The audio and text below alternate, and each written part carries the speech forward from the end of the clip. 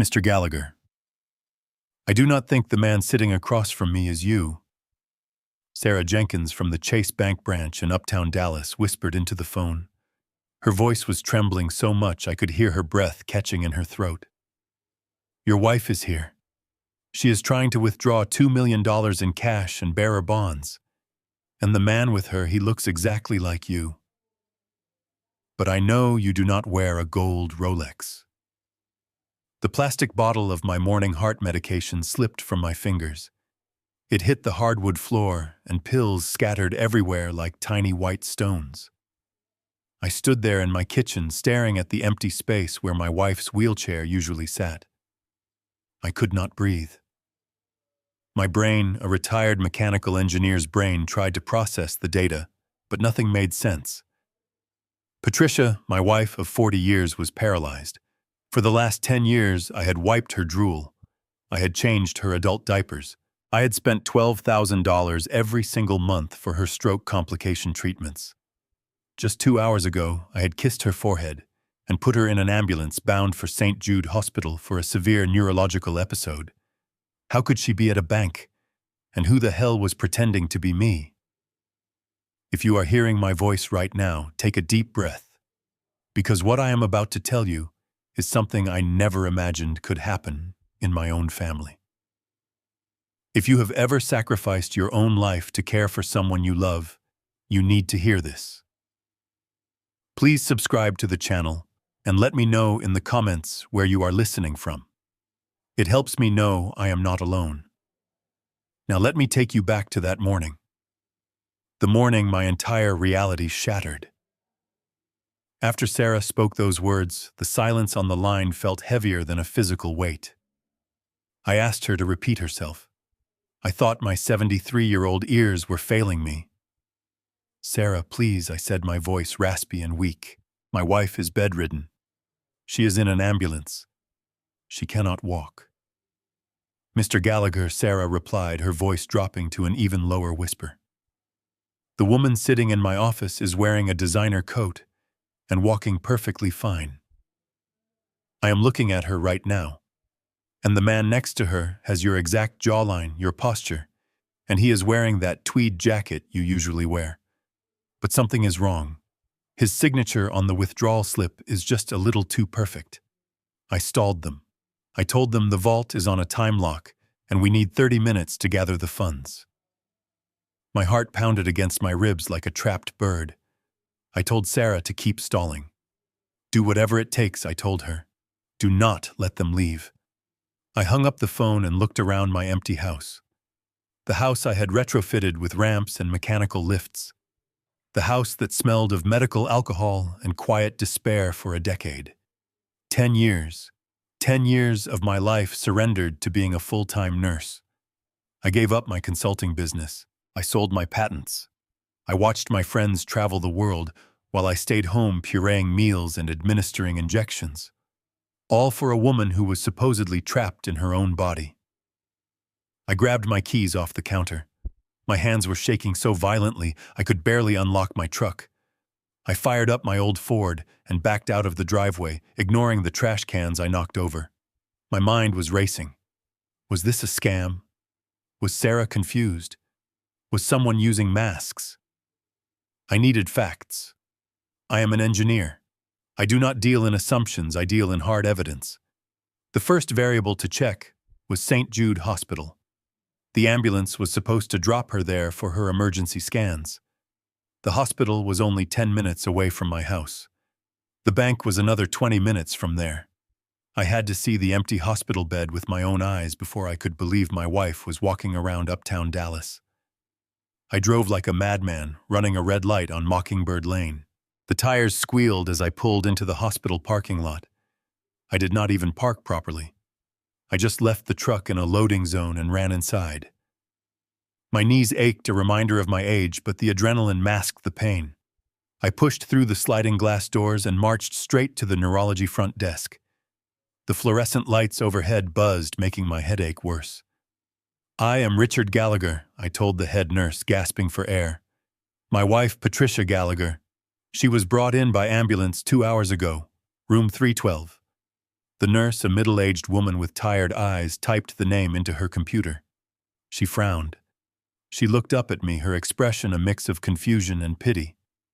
"Mr. Gallagher," she said softly, "your wife is not here." "What do you mean she is not here?" I demanded, leaning over the counter. I watched the paramedics load her into the rig. I signed the intake forms.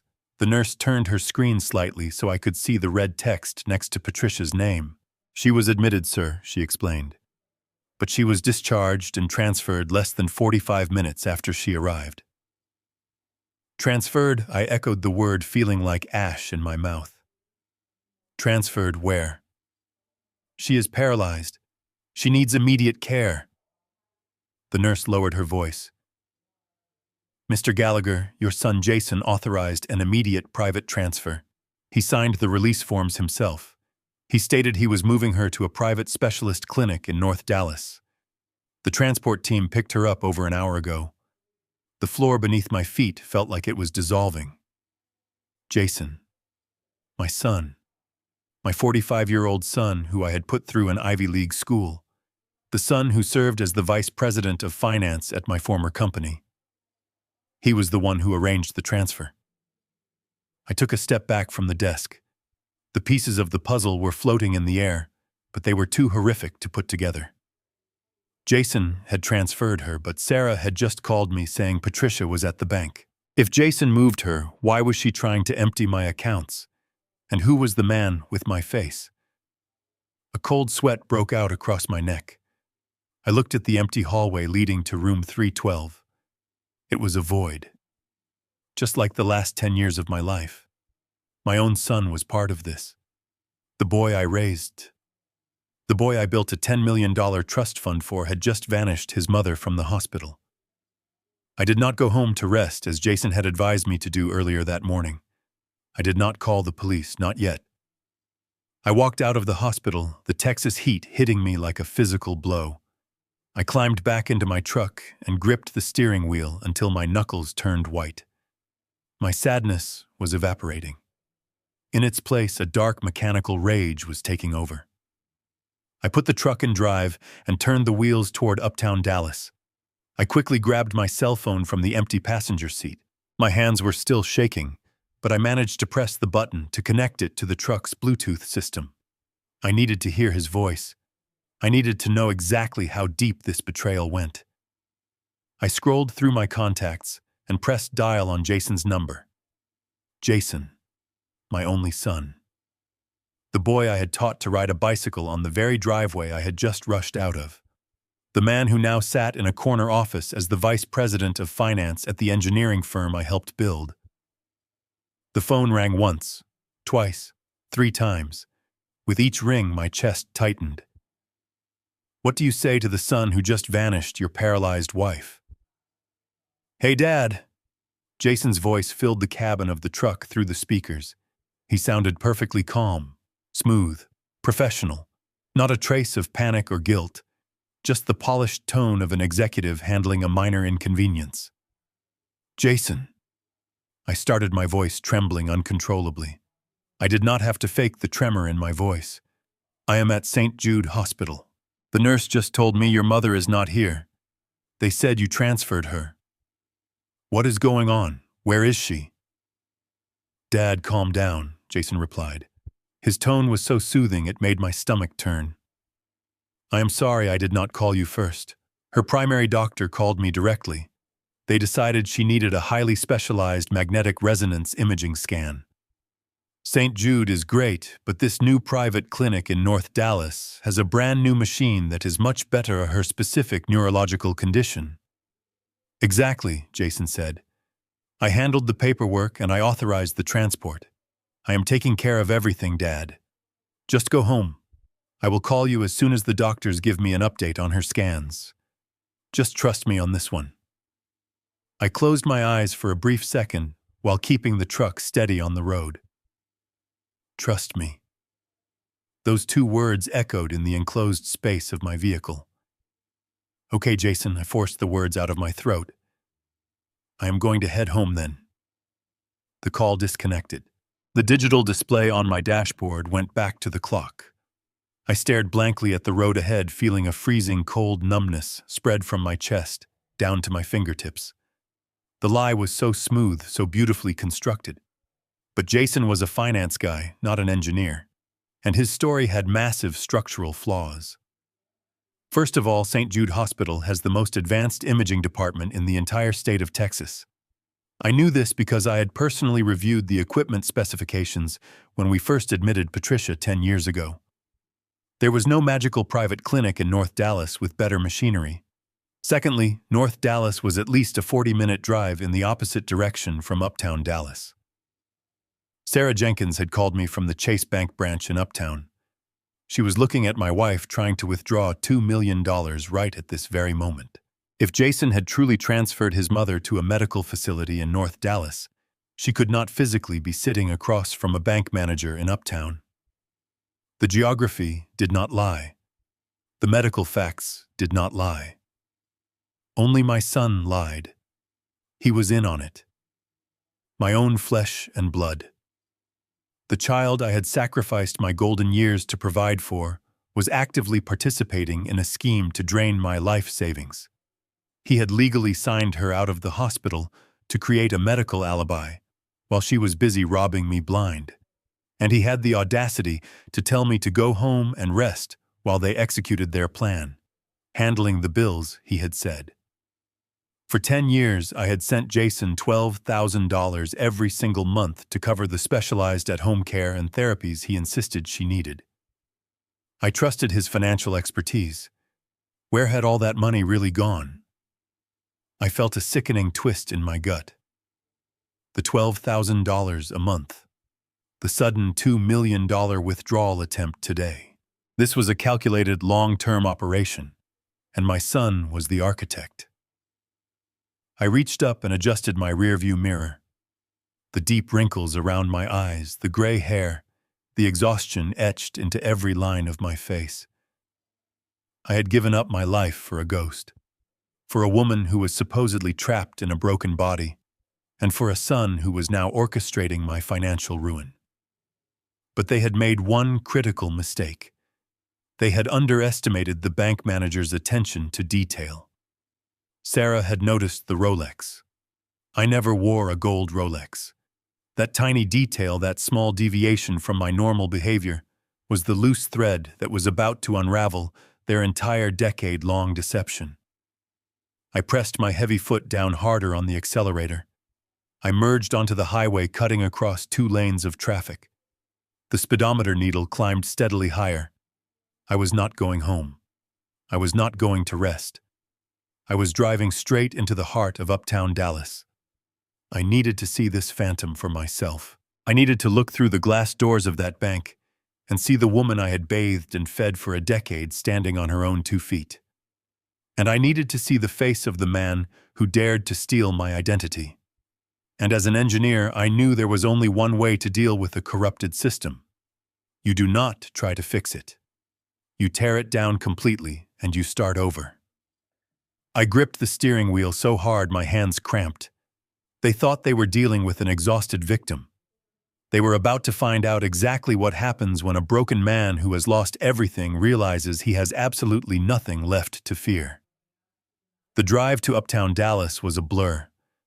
I navigated the heavy traffic with cold, mechanical precision. My mind was empty except for the destination. The Chase Bank building stood tall and imposing on the corner of McKinney Avenue, its glass facade reflecting the endless Texas sky.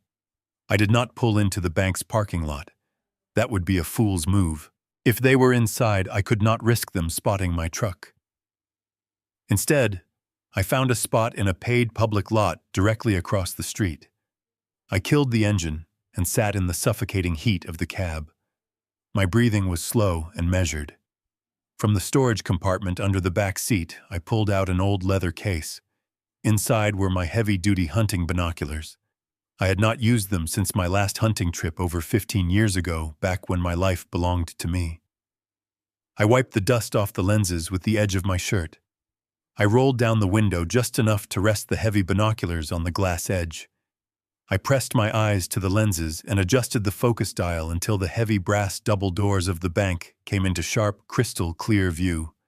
Every time the bank doors swung open, my chest seized. Businessmen in sharp suits walked out. Mothers with strollers. College students looking at their phones. Minute after agonizing minute ticked by.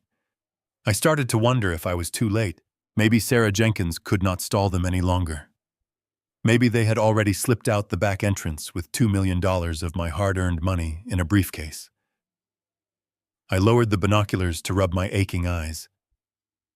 A memory flashed into my mind. Last Thanksgiving, I had torn my closet apart looking for my favorite charcoal gray tweed jacket. Patricia had watched me from her wheelchair, a blanket draped over her supposedly useless legs. She had smiled sympathetically and told me the dry cleaner must have lost it. I had believed her. I had always believed her. I raised the binoculars again, my jaw clenched so tight my teeth ground together. The brass doors of the bank began to open one more time. First came the security guard holding the door. Then a woman stepped out into the bright afternoon sunlight.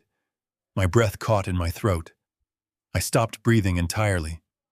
It was Patricia. But there was no wheelchair. There was no medical transport assistant. There was no blanket covering withered, paralyzed legs. My wife, the woman I had bathed and dressed and carried to the toilet for a decade, was walking. She was not just walking. She was striding with the confident, effortless grace of a runway model. And on her feet, the feet I had spent thousands of hours gently massaging to prevent muscle atrophy, were a pair of black 4-inch Jimmy Choo stiletto heels. The heels clicked sharply against the pavement, a rhythmic tapping that I could almost hear across the busy street. Each step she took was a hammer striking the final nail into the coffin of our marriage. I watched her hips sway. I watched her reach up and brush a stray lock of perfectly styled hair behind her ear. She was radiant. She looked healthier and younger than she had in 20 years. The physical sickness I felt in my stomach was indescribable. 10 years. 10 years of my life surrendered to a lie. The nights I woke up in a panic checking her pulse. The vacations I canceled. The sheer agonizing exhaustion of being a full-time caregiver. It was all a meticulously crafted theater. Then I saw the man walking right beside her. My blood ran completely cold. From a distance, anyone would have sworn it was me. He was wearing my missing charcoal gray tweed jacket. It fit his shoulders perfectly. On his head was the exact same vintage brown fedora I wore every single winter. But it was not just the clothes. It was the way he carried himself. He had my posture, the slight forward lean of the shoulders, the way I always kept my left hand tucked halfway into my pocket. As he turned his head to smile at Patricia, the sunlight caught the side of his face. He had my jawline, the same square chin and silver hair. It was like looking into a twisted funhouse mirror. This was the ghost Sarah had seen.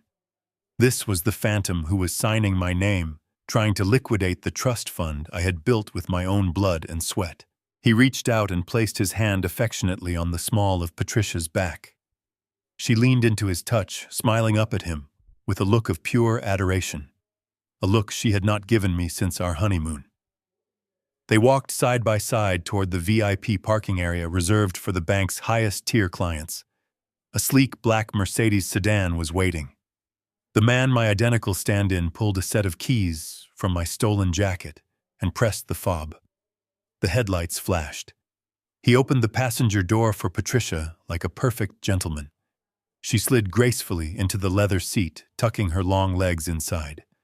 The legs, I was told, would never move again. The man walked around to the driver's side and got in. The engine roared to life, a low, powerful rumble. I lowered the binoculars, letting them drop heavily onto the passenger seat.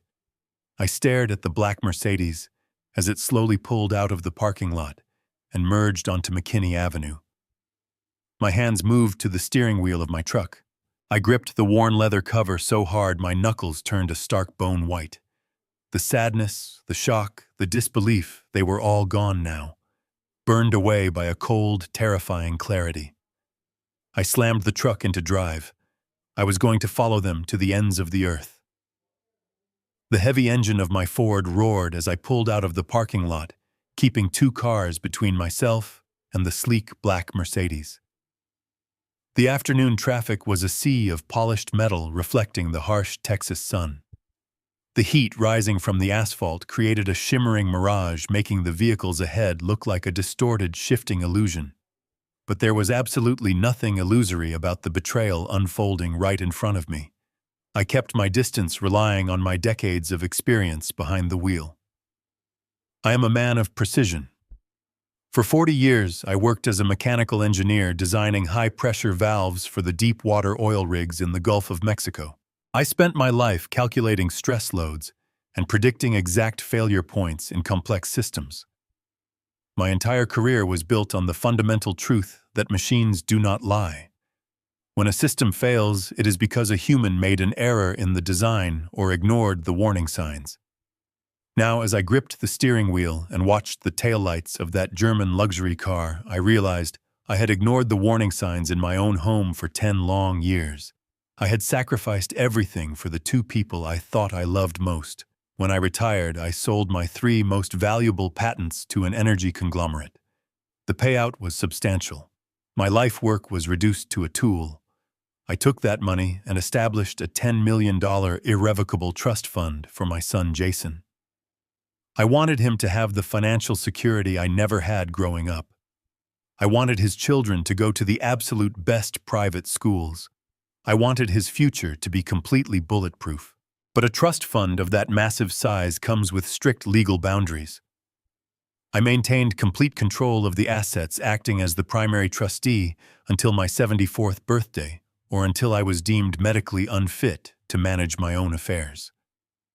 That was the fail-safe I built into the system. It was supposed to protect the family wealth from outside threats. Instead, it became the exact reason my family decided to slowly bleed me dry. The Mercedes signaled and took a sharp right turn onto Pearl Street, moving deeper into the wealthiest district of the city. I downshifted my old truck, groaning in protest, as I followed them through the concrete canyons of towering glass skyscrapers. The financial mathematics began to click together in my head with terrifying clarity. $12,000 a month for 10 years. That was nearly $1.5 million I had willingly transferred out of my personal retirement accounts to pay for the supposed in-home care and physical therapies of Patricia. Jason had personally set up the payment routing. Jason had approved all the medical vendors. My own son, the vice president of finance, had built a shadow pipeline right out of my checking account. And today, they had tried to pull $2 million in cash and bearer bonds directly from the bank vault. Why the sudden urgency? Why risk exposing the fake medical condition by bringing her right into the bank lobby? They were accelerating their timeline. They were getting ready to disappear before the trust locked in and became untouchable. The air conditioning in the truck was blowing full blast, but I was sweating through my cotton shirt. The level of sociopathic calculation required to pull this off was absolutely staggering. Patricia had spent a full decade pretending her legs were dead, useless flesh. She had let me bathe her with a warm sponge every single morning. She had let me lift her heavy dead weight onto the toilet. She had watched me cancel my fishing trips, my golf memberships, and my dinners with old friends because she claimed she was too terrified to be left alone with a hired home nurse. She had consumed my life force hour by hour, day by day, while secretly funneling my life savings to the man currently driving that expensive car. The man wearing my stolen jacket. Up ahead, the Mercedes slowed down and turned into the grand sweeping driveway of a hyper-luxury residential high-rise. It was a towering monument of blue glass and white steel, the kind of building where the entry-level apartments cost more than most working people earn in a lifetime.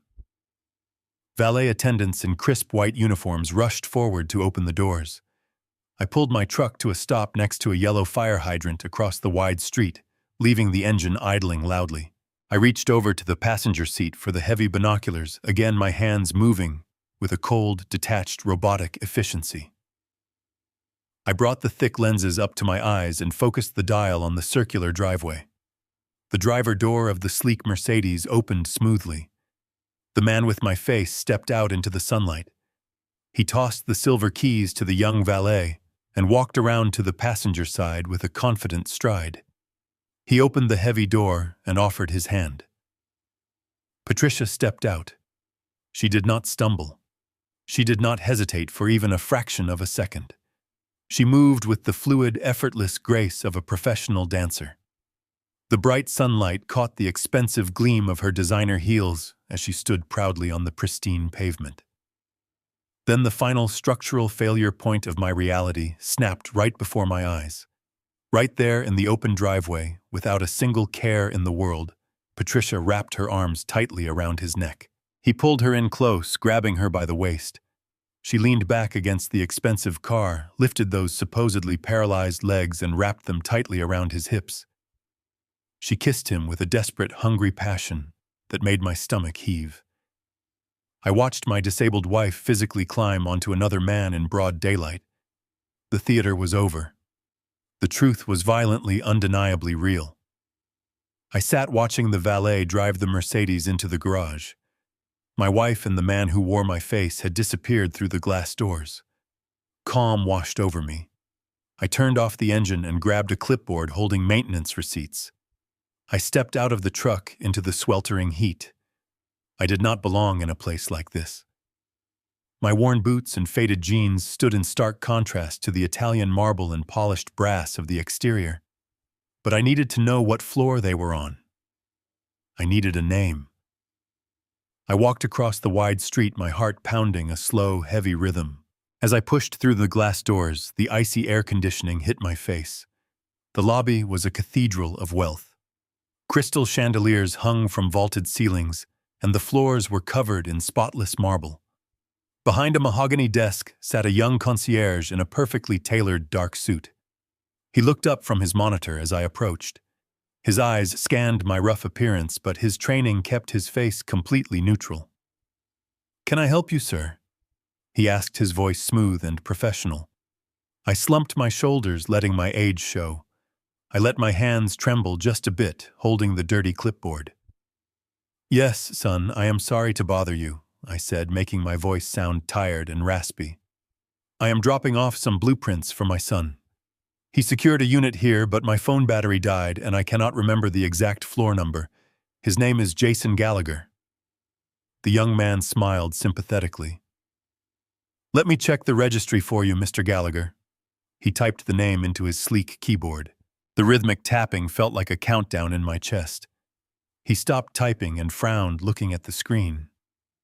"Well, sir, you are correct that Jason Gallagher is the guarantor on the lease for the penthouse suite. However, he does not reside here. The primary resident listed on the penthouse account is a Mr. Victor." My stomach dropped into a black pit. Victor. I did not know the last name, but the first name branded itself into my memory. "But Jason pays the lease?" I asked, trying to keep the absolute horror out of my voice. "Yes, sir," the concierge replied proudly, as if bragging about the prestige of the building. "Mr. Jason Gallagher covers the monthly $15,000 lease and all associated maintenance fees. Shall I call up to Mr. Victor to let him know you are here?" I felt dizzy. The lobby seemed to spin. $15,000 a month. Jason called me every single semester, practically begging for money to cover the private school tuition for my grandson. He told me his investments were tied up, and the economy was hurting his bonuses. I had written checks out of my own retirement funds to make sure my grandson had the best education possible. And all this time, Jason was funneling $15,000 a month to pay for a luxury penthouse love nest for my disabled wife and a man named Victor. "No," I managed to say, holding up my free hand. "No, please do not call up. I grabbed the wrong file from the office anyway. I will just go back and call him later from a landline. Thank you for your time, son." I turned away from the desk before he could see the murderous rage building in my eyes. I walked toward the exit, but saw a resident scan a key fob at the private elevator bank. The polished steel doors slid open. Without thinking, I changed my direction and slipped into the elevator car just as the doors were closing behind the resident. The man pressed the button for the 20th floor. I leaned against the back wall, staring at the glowing panel. When he stepped off, I waited a second, then pressed the button for the penthouse level. The elevator shot upward with terrifying speed. My mind raced through 1,000 violent scenarios. The doors opened directly into a private hallway lined with expensive modern art. There was only one door at the end of the hall, a massive double door made of solid dark oak. I walked slowly toward it, the thick carpet absorbing the sound of my heavy boots. As I got closer, I could hear the faint sound of jazz music playing inside. And then I heard it. The sound of Patricia laughing. It was a bright, genuine laugh, a sound I had not heard in my own home for 10 years. I stood in front of that heavy wooden door, my hands balled into tight fists, every muscle in my body coiled tight like a compressed spring ready to snap. I lifted my right foot. I wanted to kick the door off its hinges. I wanted to storm into that $15,000 a month paradise and tear it to pieces. I wanted to look my wife in the eyes as she stood on her own 2 feet and demand to know why she destroyed my life. I wanted to grab Victor by the collar of my stolen jacket and throw him out the nearest window. My boot hovered just inches from the polished wood, but then the rational mind of the engineer kicked in. I slowly lowered my foot back to the floor. If I kicked that door down right now, I would lose everything. I had no solid proof of the financial crimes or the medical fraud. If I attacked them, Jason would use his power to have me committed. If Patricia could fake physical paralysis for an entire decade, she was a dangerous, calculating predator. They had the resources to finish the job if I tipped my hand. I needed hard, irrefutable evidence to destroy their lives permanently. I turned around and walked back to the elevator. I was going back into the shadows to prepare for an absolute brutal war. The drive back to my house felt like a journey through a graveyard. Every street corner looked different now, tainted by the massive lie I had just uncovered. I pulled my truck into the driveway of the single-story ranch house I had shared with Patricia. For over 4 decades, the house was dead quiet. For 10 years, this place had echoed with the hum of medical equipment and the suffocating silence of a woman pretending to be a prisoner in her own flesh. Now the silence was just empty. I walked through the front door, and the smell of sterile alcohol wipes hit my nose. It smelled like the stench of a crime scene. I threw my keys onto the kitchen counter. I did not have time to sit down and process the emotional trauma. I was an engineer. When a system is compromised, you dismantle the machine to find the source of the failure. I walked down the narrow hallway past the master bedroom, where the empty hospital bed sat like a mocking monument. My destination was the last door on the right. Jason had used this spare bedroom as his personal home office and insisted on keeping it locked. He claimed he needed a secure place to store sensitive financial documents for the company and for my estate. I had given him the only key because I trusted him implicitly. That trust was now completely evaporated. I stood in front of the locked wooden door. It was a standard brass deadbolt. Jason probably thought an old man like me would never dream of violating his privacy. He forgot that before I was a wealthy retired executive, I was a man who spent his youth taking apart complex machinery with his bare hands. I walked out to my garage and opened my heavy red metal toolbox. I pulled out a flathead screwdriver and a heavy steel hammer. I walked back down this hallway and wedged the edge of the screwdriver into the gap between the door frame and the lock strike plate. I raised the hammer and brought it down hard on the back of the screwdriver handle. The sharp crack of splintering wood echoed loudly through the empty house. I hit it again, putting the full weight of my shoulder into the strike. The brass lock gave way with a metallic groan, and the door swung open, hitting the wall. I stepped into the dark room and flipped the light switch. The office was perfectly neat. A large mahogany desk sat in the center. File cabinets lined the walls. But my focus was immediately drawn to the dusty desktop computer sitting quietly on the desk. It was an older model Jason had left behind. He thought it was obsolete. He was wrong. I sat down in the leather desk chair and pressed the power button on the computer tower. The machine hummed to life, the cooling fans whining loudly in the quiet room. The monitor flickered and displayed a login screen requiring a password. Jason was a finance man, not a cybersecurity expert. He relied on basic commercial software to hide his tracks. I reached behind the computer tower and pulled the power cord directly from the wall socket, causing the machine to die instantly. I plugged it back in and restarted the computer, rapidly pressing the function keys to bypass the operating system and boot directly into the basic input-output system. My fingers remembered the old commands. I had spent decades programming industrial control boards. A simple consumer desktop was not going to keep me out. I navigated the blue text menus and disabled the primary password protocols. I instructed the machine to boot up in safe mode, bypassing all the user restrictions Jason had put in place. The screen went black for a moment, before loading into a stripped-down version of the desktop. I was in. I opened the primary hard drive and began sorting through the hidden folders. I found a nested folder buried deep within a directory labeled Miscellaneous Taxes. The folder was simply titled Patricia Gallagher Medical. I clicked it open and my screen flooded with hundreds of portable document format files. I opened the most recent one, dated just 3 days ago. It was an invoice for $12,000 from a company called Apex Neurological Care. The logo looked professional. But when I scrolled down to the payment routing information, my heart turned to stone. The destination account was not a medical facility. The routing number belonged to a private commercial bank in the Cayman Islands. I kept opening files going back year after year. There was no clinic. Apex Neurological Care was a fake shell company Jason had registered to launder the money I was giving him for his mother.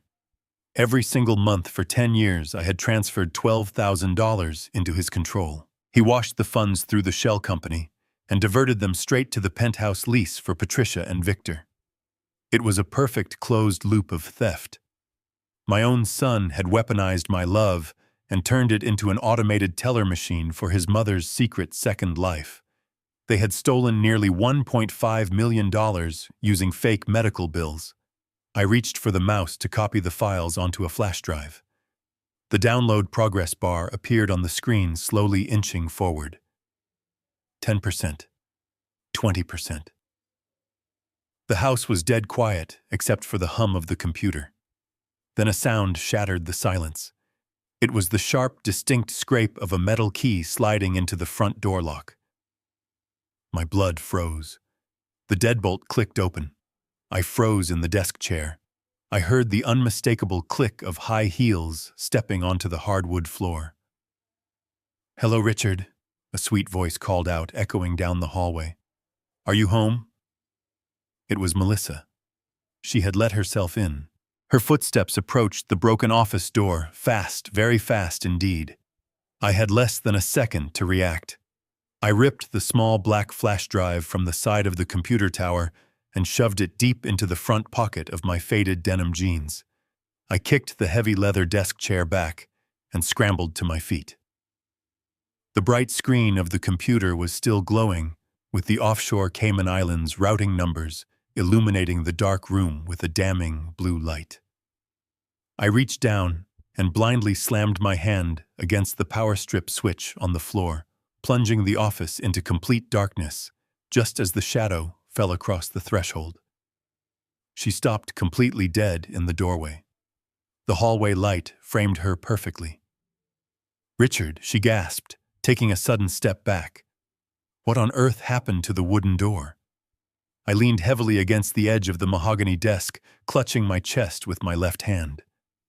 Melissa stepped fully into the room. She was the absolute picture of upper-middle-class suburban perfection. She wore a pristine white tennis skirt and a pastel yellow cashmere sweater draped elegantly over her shoulders. In her arms, she carried a large woven wicker basket overflowing with expensive organic pears and pomegranates. She was a woman who spent her weekends organizing church charity drives and her weekdays secretly spending my stolen retirement money. She set the heavy fruit basket down on a nearby side table and rushed over to me, her face twisting into a flawless mask of exaggerated concern. "Oh my goodness, Richard, you look completely awful," she cried out, her voice dripping with fake sympathy. "You are as pale as a ghost. What are you doing in Jason's old office, and why is the deadbolt broken?" I forced my breathing to sound shallow and erratic. I let my shoulders slump, playing the part of the fragile, broken old man they all believed me to be. "I am sorry, Melissa," I wheezed, forcing a weak, pathetic smile to my lips. "I was looking for the old insurance binder. Jason called me earlier and told me he transferred Patricia to a new clinic." I panicked. My chest started hurting. The doctor said my heart cannot take these sudden extreme shocks. I forgot Jason locked this door, so I forced it open with a hammer in a panic, trying to find the medical policy numbers. I thought the new hospital might need them immediately for her admission. I just wanted to make sure my wife was fully covered. Melissa's eyes softened, but it was a cold, reptilian softness that made my stomach turn. She reached out with her perfectly manicured hands and began gently stroking my forearm. Her touch made my skin crawl, but I forced myself to remain perfectly still to play the role of the grateful father-in-law. "Oh, you poor, sweet man," she cooed softly, rubbing my arm in slow circles. "You do not need to worry about any of the insurance paperwork or the administrative details. Jason is taking care of absolutely everything. You know how devoted he is to his mother. He is handling all the medical bills and coordinating with the top specialists in the state. God is watching over us, Richard. We just have to have faith and let Jason bear this heavy burden for the family. You just need to rest your tired heart." I looked into her bright blue eyes and saw absolutely nothing but a hollow, greedy void. She was standing in my house holding a basket of fruit bought with my money, wearing clothes paid for by my hijacked funds, preaching to me about faith and divine protection. It took every ounce of discipline I had learned in my 40 years of engineering to keep my hands from reaching up and wrapping around her slender neck. I nodded slowly, acting as though her words were a soothing, comforting balm to my frightened, exhausted soul. "Thank you, Melissa," I whispered, my voice trembling with practiced perfection. "I do not know what I would do without you and Jason. You are both such a massive blessing to this family. I am so lucky to have you." She smiled a bright, flawless smile, showing her perfectly straightened white teeth. "We are family, Richard," she said softly, tilting her head. "And family always takes care of each other. Now why do you not go lie down on the sofa in the living room? I will put this fresh organic fruit in the kitchen and make you a warm cup of chamomile tea. It will help calm your nerves and lower your blood pressure before dinner." I nodded again and shuffled slowly past her, leaning heavily on the wooden doorframe for added theatrical effect. My entire body felt heavy with the sheer weight of their collective deception. I played the part perfectly, hiding my burning rage beneath a veil of elderly weakness. As I moved past her in the narrow hallway, she reached up with her left hand to push a stray strand of blonde hair behind her ear. As she raised her arm, the sudden motion activated the bright digital screen of the expensive Apple Watch strapped to her wrist. The watch was a luxury gift I had personally purchased for her last Christmas using my own money. The screen illuminated brightly in the dim hallway light, casting a small glow on the painted wall. A new text message notification popped up immediately. The font was large and bold, impossible to miss. I glanced down out of the corner of my eye, keeping my head bowed so she would not notice my gaze. The sender name displayed at the top was Jason.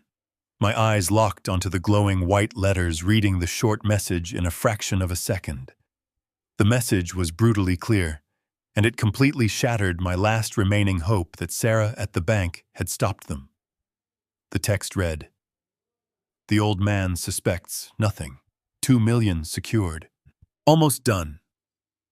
The glowing text message from my son burned itself deep into my retinas. I closed my eyes and let out a trembling breath, pretending it was exhaustion. I slowly lifted my head and looked at Melissa, who was still watching me with cold, dead eyes. I told her I would love that cup of tea. She smiled her fake, saintly smile and turned toward the kitchen.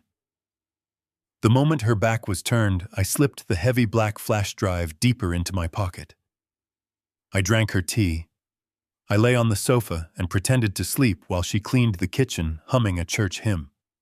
When she finally left the house, locking the door behind her, I sprang up from the couch.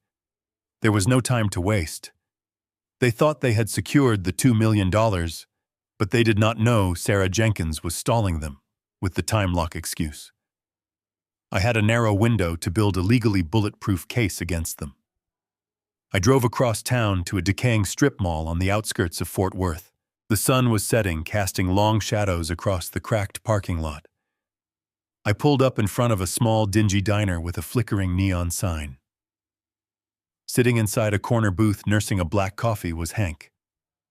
Hank was a retired forensic accountant who had worked for the federal government hunting cartel money launderers. 20 years ago, he made a massive mistake that almost cost his freedom. I had used my influence and money to quietly fix the problem and keep him out of prison. He owed me a life debt. I slid into the vinyl booth across from him. He looked at my pale face and knew immediately that this was not a social call. I pulled the black flash drive from my pocket and slid it across the sticky table. "I need you to tear this apart, Hank," I said, my voice steady. "It contains routing numbers for an offshore shell company called Apex Neurological Care. They are laundering my money. I need to know who is at the end of the pipeline." Hank did not ask questions. He opened his battered leather briefcase and pulled out a thick, heavy laptop. He plugged the drive in, and his fingers began flying across the keyboard. Lines of code and complex banking directories reflected in his thick glasses. For 10 minutes, the only sound in the booth was the clacking of his keys and the low hum of the diner refrigerator. Then Hank stopped typing. He let out a low whistle and slowly turned the laptop screen toward me. "This is not a simple offshore account, Richard," he murmured. "Apex Neurological Care is a dummy corporation registered in the Cayman Islands, but the funds do not stay there. They bounce through 3 holding companies before being deposited back into a domestic account in Texas." "Who owns the domestic account?" I asked, tightening with dread. Hank pointed at the screen. "The account belongs to the Grace and Light Community Foundation. It is a registered nonprofit charity. The primary director and sole signatory is your daughter-in-law, Melissa Gallagher." The air rushed out of my lungs. It was not just Jason. It was not just Patricia. Melissa was the designated money mule. The devout religious daughter-in-law who brought me organic fruit and prayed for my sick wife was using her fake charity to wash stolen funds and pay for the luxury penthouse. The entire family was a unified criminal enterprise designed specifically to drain my life savings. They were all in on it. Every smile, every hug, every word of comfort over the last 10 years was a calculated transaction.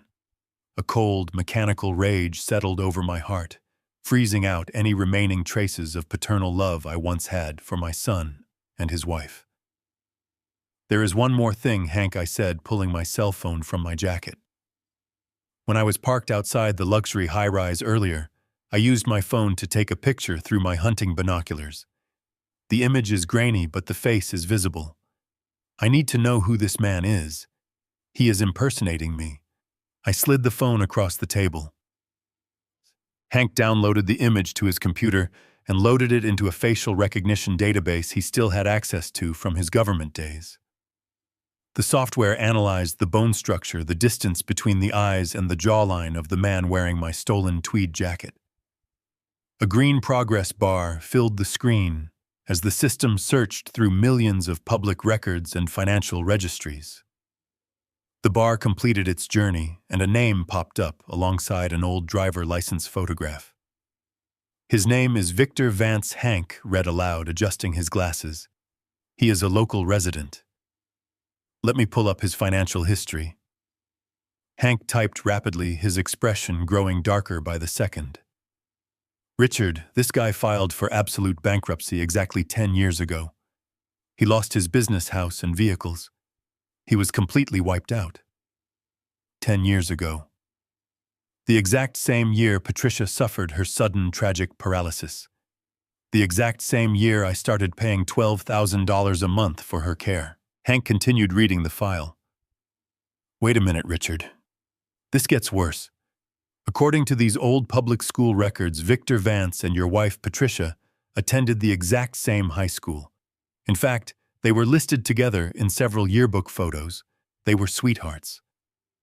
I stared at the screen, completely paralyzed.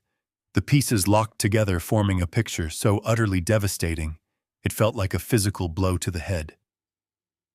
10 years ago, Victor went bankrupt. He needed money to survive.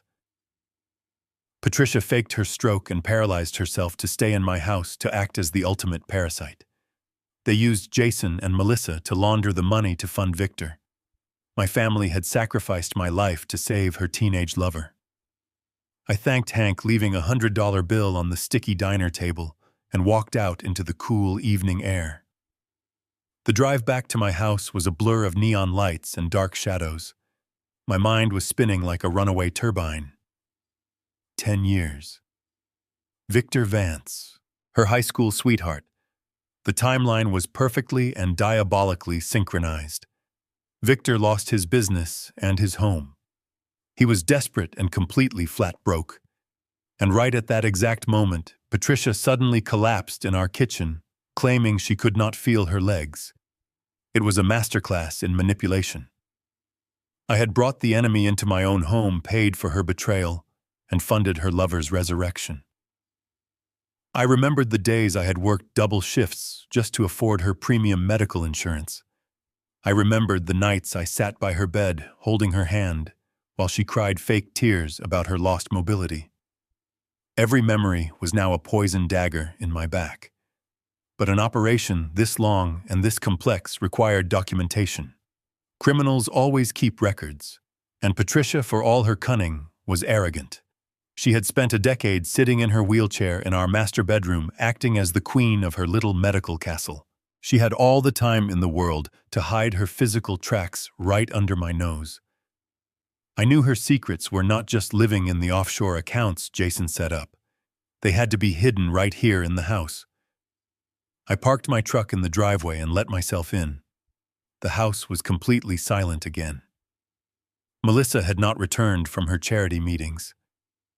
I walked straight down the hallway to the master bedroom. For 10 years, this room had been a sanctuary of suffering. The heavy mechanical hospital bed dominated the space. The bedside tables were cluttered with pill bottles, water pitchers, and medical monitors. Now looking at it, I saw nothing but a theater stage. I began to tear the room apart. I started with the closets. I pulled down the designer dresses she claimed she kept only for sentimental value.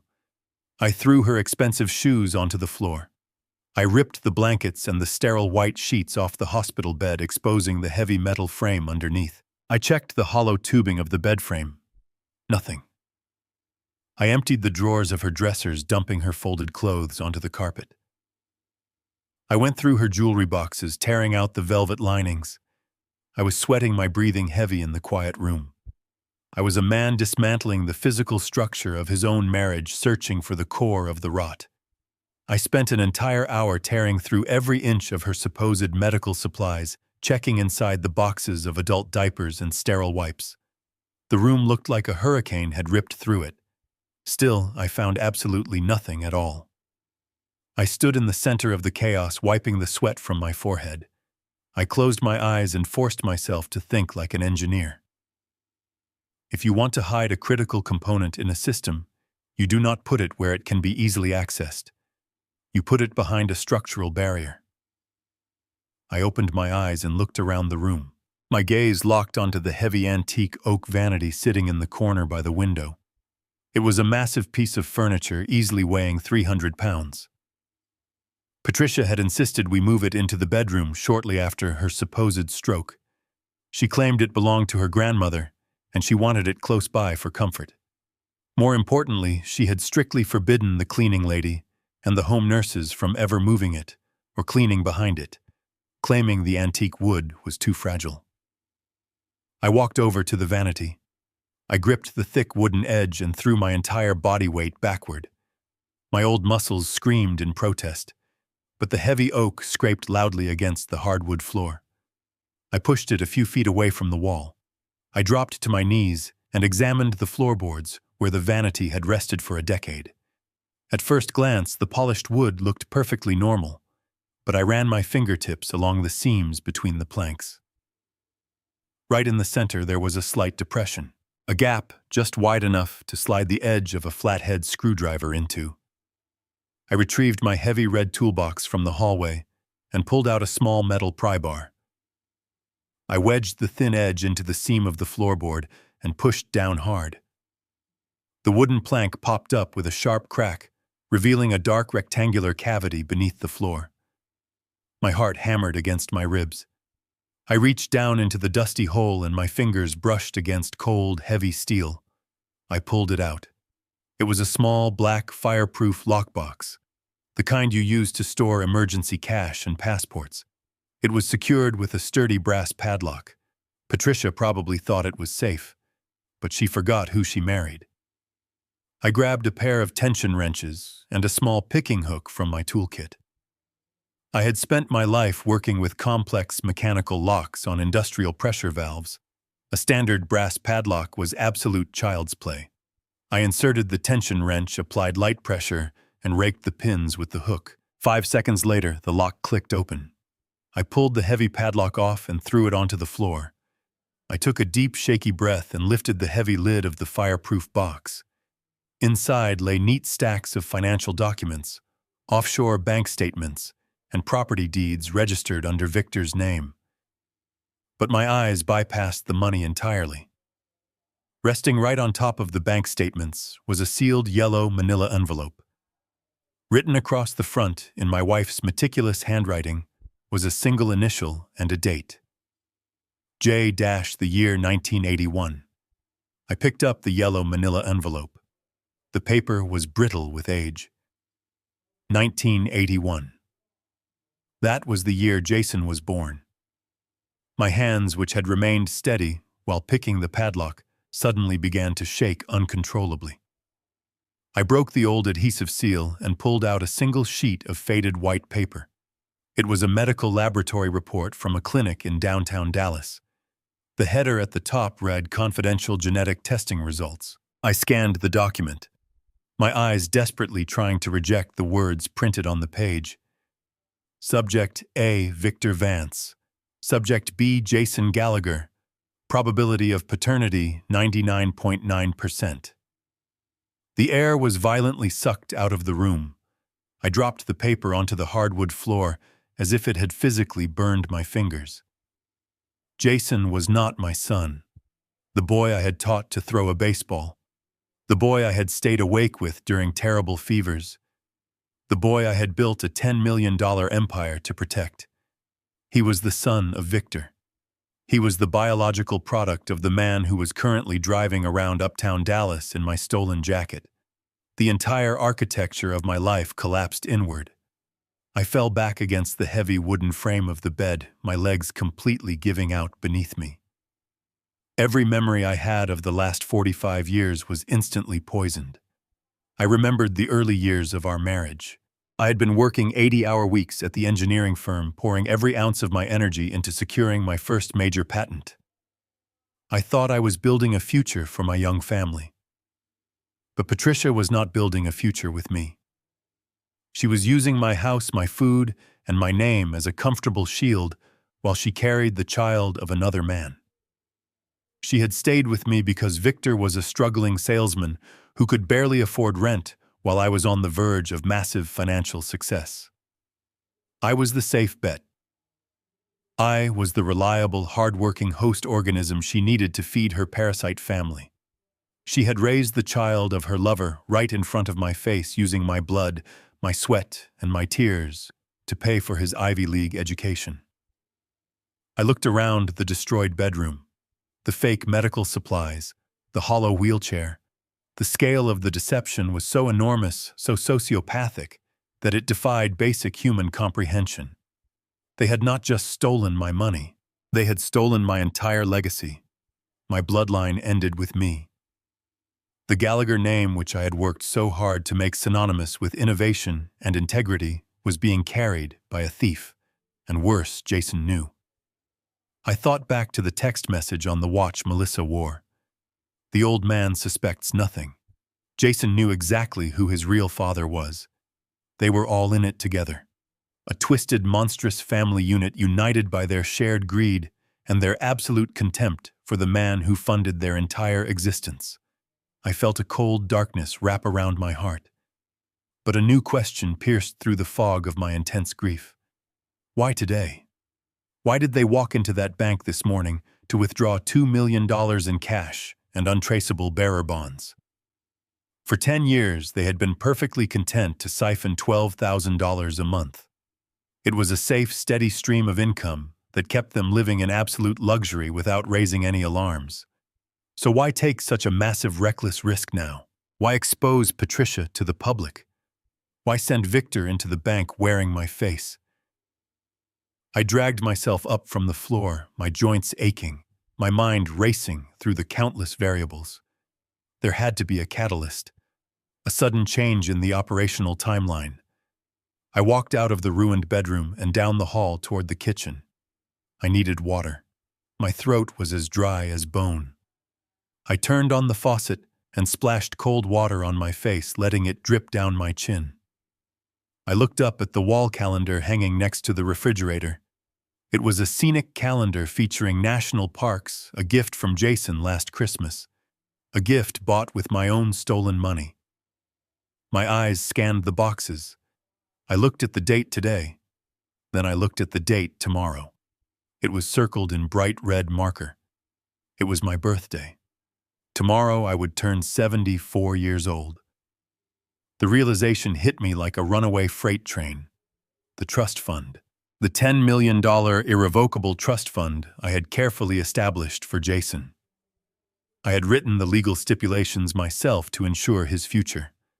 The primary clause stated that I would retain absolute control over all the assets until the exact day of my 74th birthday.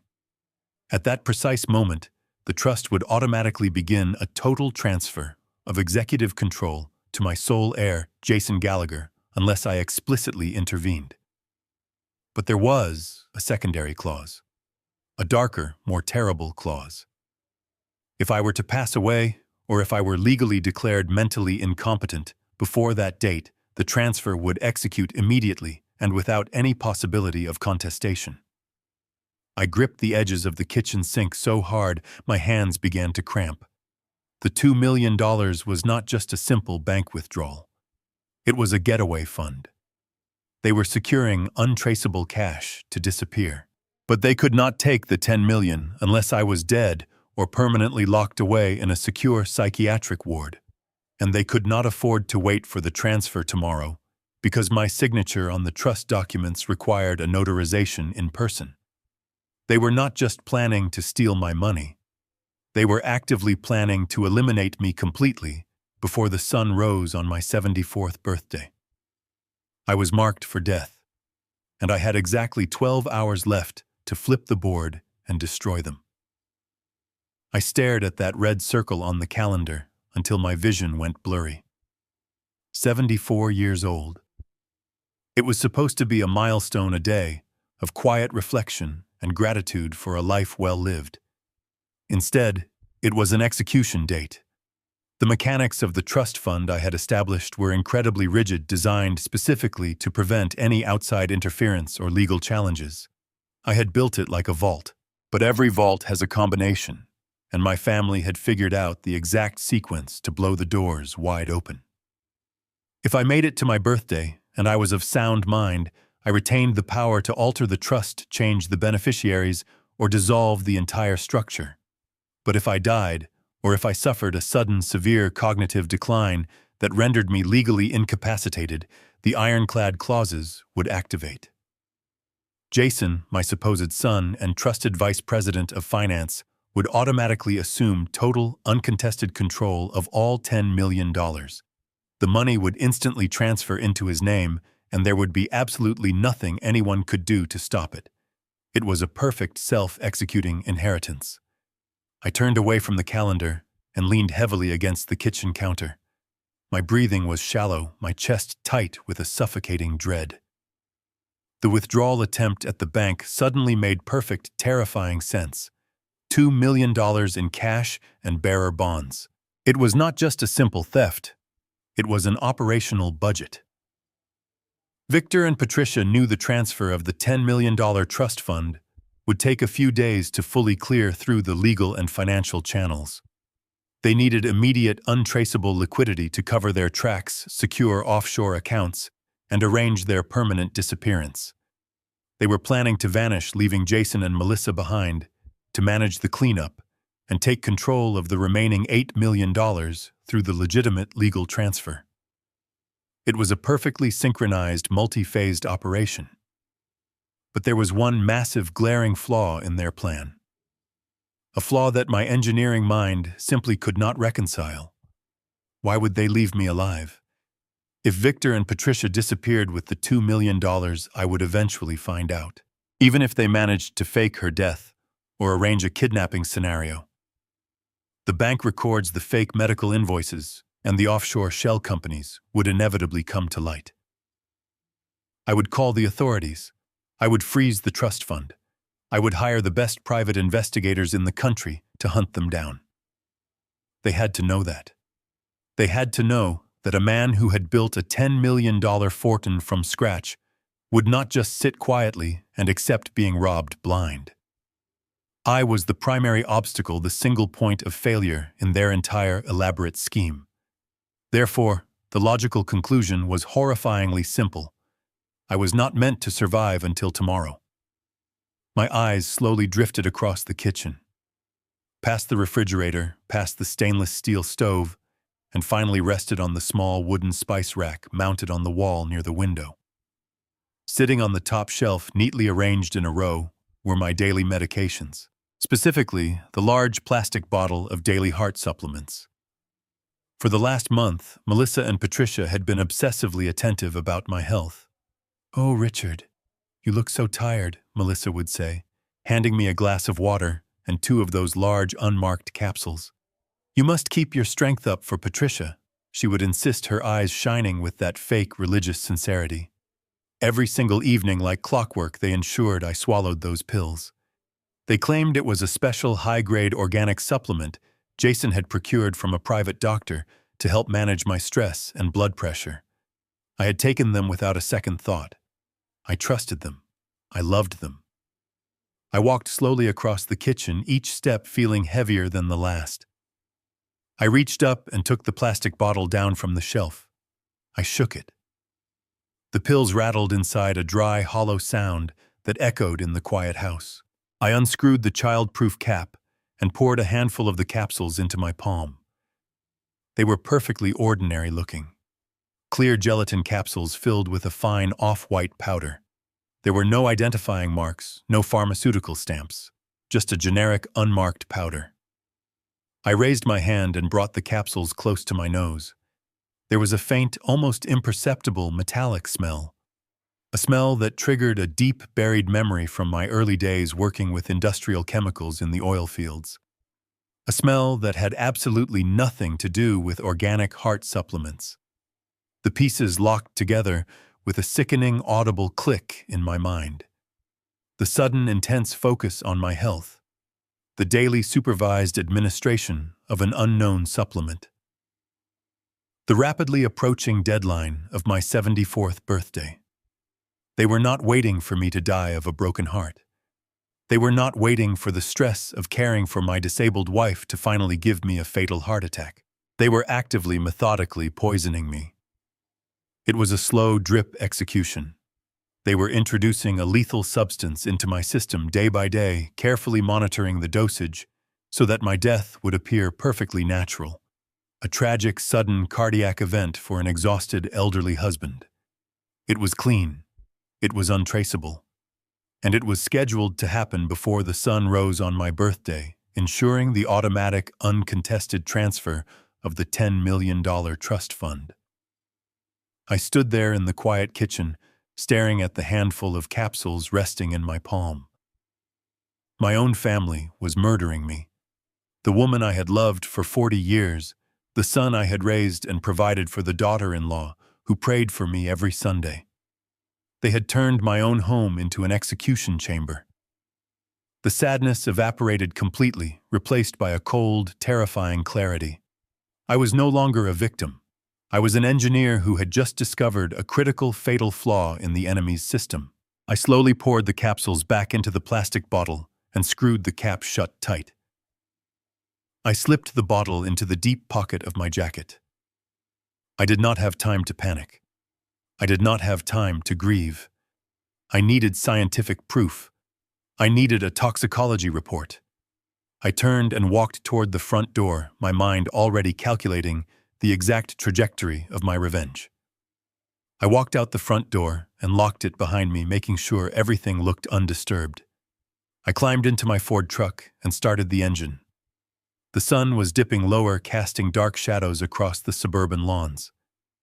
I did not drive to my regular physician or the local hospital. Jason had access to my medical records and knew all my primary care doctors. If I triggered an alert in their system, he would know immediately. Instead, I drove to an independent commercial toxicology laboratory located in a drab industrial park on the outskirts of the city. It was the kind of place that handled corporate drug testing and private chemical analyses, no questions asked. I parked the truck and walked into the sterile, brightly lit reception area. A young technician in a white coat looked up from her computer screen. I placed the plastic bottle of capsules on the counter. "I need a complete chemical breakdown of these contents," I told her, my voice flat and commanding. "I need to know exactly what the active compounds are, and I need the results in less than 2 hours." She frowned and began to explain that their standard turnaround time was 3 to 5 business days. I pulled out 5 crisp $100 bills and laid them flat on the glass counter. "I am paying double the rush fee," I said, staring directly into her eyes. "Tell your lab director this is a life-or-death emergency." She looked at the cash, then back at my face. She scooped up the money and the bottle and disappeared through the double doors without another word. The waiting room was small and smelled strongly of industrial bleach. I sat down on a hard plastic chair and stared at the blank white wall opposite me. As the minutes slowly ticked by, my mind began to run a diagnostic check on my own body. For the past month, I had been feeling unusually sluggish. I had experienced occasional bouts of nausea, a faint metallic taste in the back of my mouth, and a strange, irregular fluttering in my chest. I had dismissed all these symptoms as the natural consequences of severe stress, chronic sleep deprivation, and advancing age. Melissa had been incredibly helpful, constantly reminding me that I was pushing myself too hard and insisting I take those special organic supplements to support my failing heart. I realized now that every time she handed me a glass of water, she was watching me swallow a carefully measured dose of death. They calculated the dosage with absolute precision, just enough to weaken my system steadily over time, but not enough to cause an acute, sudden reaction that might prompt an emergency room visit and an unwanted blood test. It was an invisible weapon designed to mimic the exact symptoms of a tired old man giving up the ghost. I was a structural engineer sitting in a cheap plastic chair, realizing my own foundation had been systematically undermined. The logistical brilliance of their murder plot was almost impressive, but they made a fatal miscalculation. They assumed I would just swallow my medicine like an obedient patient until my heart stopped beating. An hour and 45 minutes later, the doors finally swung open. A senior toxicologist, a man with graying hair and a deeply troubled expression, walked out holding a single sheet of printed paper. He did not hand it to me immediately. He looked at me closely, assessing my physical condition. "Sir," he started, his voice tight with concern. "Are you currently taking these capsules?" I stood up from the plastic chair. "Tell me what is in them," I demanded. He looked down at the paper and then back up at me. "It is not a heart supplement," he said quietly. "The primary active ingredient is a highly refined inorganic arsenic compound mixed with a basic calcium powder filler. It is a slow-acting heavy metal poison. Based on the concentration in these capsules, taking 2 a day, would induce severe cardiovascular collapse within 4 to 6 weeks. It would look exactly like a massive natural heart attack to any attending paramedic. The doctor stepped closer, lowering his voice even further. "Sir, if you have been ingesting these, you need to go to an emergency room immediately for chelation therapy. I need to call the police." I reached out and calmly pulled the paper from his trembling hand. "No police," I said firmly. "Not yet." I scanned the chemical breakdown printed on the page. The data was irrefutable. It was the final piece of evidence I needed. "Thank you for your time, doctor," I said, turning away. I walked out of the laboratory, the glass door sliding shut behind me. I walked across the parking lot. I opened the door of my truck and climbed into the driver's seat, closing the door with a solid, heavy thud. The silence inside the cab was absolute. I sat there holding the piece of paper that proved my wife and son were actively trying to murder me. A normal man would have broken down. A normal man would have buried his face in his hands and wept for the total destruction of his family. But I did not shed a single tear. In that quiet moment, the grieving, heartbroken husband and the disappointed father completely ceased to exist. They died right there in the driver's seat. What remained was the cold, calculating mechanical engineer. My family had treated me like a broken piece of machinery meant to be scrapped for parts. Now I was going to dismantle their entire lives gear by gear. I reached into my jacket pocket and pulled out my cell phone. I scrolled past the contacts for Jason and Patricia. I found the private unlisted number for Mr. Harrison. He was the most ruthless, cutthroat estate lawyer in Texas, a man who specialized in hostile takeovers. I called him. It was time for war. The phone call was brief. Mr. Harrison did not ask for details over an unsecure line. He gave me an address in downtown Dallas and told me to be there in 20 minutes. I drove through the streets, my mind operating with cold precision. The glass structure of his law firm loomed ahead. I parked the truck and took the private elevator straight to the top floor. The doors slid open to reveal a massive office with panoramic views of the city skyline. Mr. Harrison was waiting for me behind a sprawling mahogany desk. He was a man who looked exactly like his reputation. Sharp features, cold gray eyes, and an expensive tailored suit. He did not offer me a drink or engage in empty small talk. He just pointed to the heavy leather chair across from him and waited for me to speak. I sat down and placed my entire arsenal of evidence on his pristine desk. I handed him the printed toxicology report, the facial recognition match, the offshore banking trails, and the paternity test. I sat in absolute silence as he meticulously read through every single document. I watched his eyes scan the pages, absorbing the sheer magnitude of the betrayal. Even for a ruthless attorney, the depth of this conspiracy was absolutely staggering. He set the final paper down, steepled his fingers, and looked at me with a newfound respect. "They have built a comprehensive infrastructure for fraud," he said. "According to this toxicology screening, they are actively accelerating the timeline to secure the primary asset before tomorrow. What are your instructions, Richard?" I leaned forward, resting my forearms on the edge of the mahogany desk. "I want to burn their entire world to the ground," I said, my voice steady and completely devoid of emotion. "I want to dismantle the $10 million trust fund right now. I want to completely dissolve my current will and leave them with absolutely nothing." Mr. Harrison nodded slowly, already pulling a fresh legal pad toward him. "The trust fund stipulates that you maintain executive control until midnight tonight," he explained, his pen hovering over the paper. "We have a narrow window to execute a total asset reallocation. Where do you want the $10 million to go?" I had already thought about this during the drive. I thought about the 10 years I spent trapped in my own home catering to a lying woman. I thought about the ultimate betrayal of trust. "I want every single penny transferred into a newly formed, irrevocable charity trust," I told him. "I want the funds dedicated entirely to supporting survivors of severe domestic abuse and financial exploitation. I want the money to help people who are actually trapped, not parasites, pretending to be victims. Mr. Harrison wrote furiously, his pen scratching against the paper. Done, he said. The irrevocable status means that once the ink is dry tonight, the transfer cannot be undone by anyone, not even you. Now we must address the issue of your son, Jason. Even if you remove him, he could tie up your estate in probate court by claiming you were not of sound mind.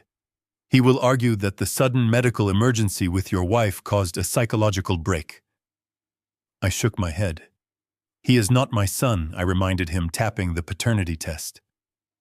Biologically, no, Harrison agreed. But legally, you signed his birth certificate. He has standing to contest the will. If you simply disinherit him completely, the court might entertain his lawsuit. We need to legally acknowledge him in the new will to prove that you were fully aware of his existence and intentionally chose to limit his inheritance.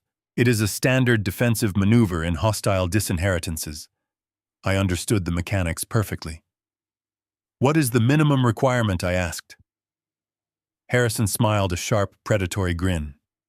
$1, he replied. We will explicitly state in the new will that you leave Jason Gallagher exactly $1, and we will include a no contest clause.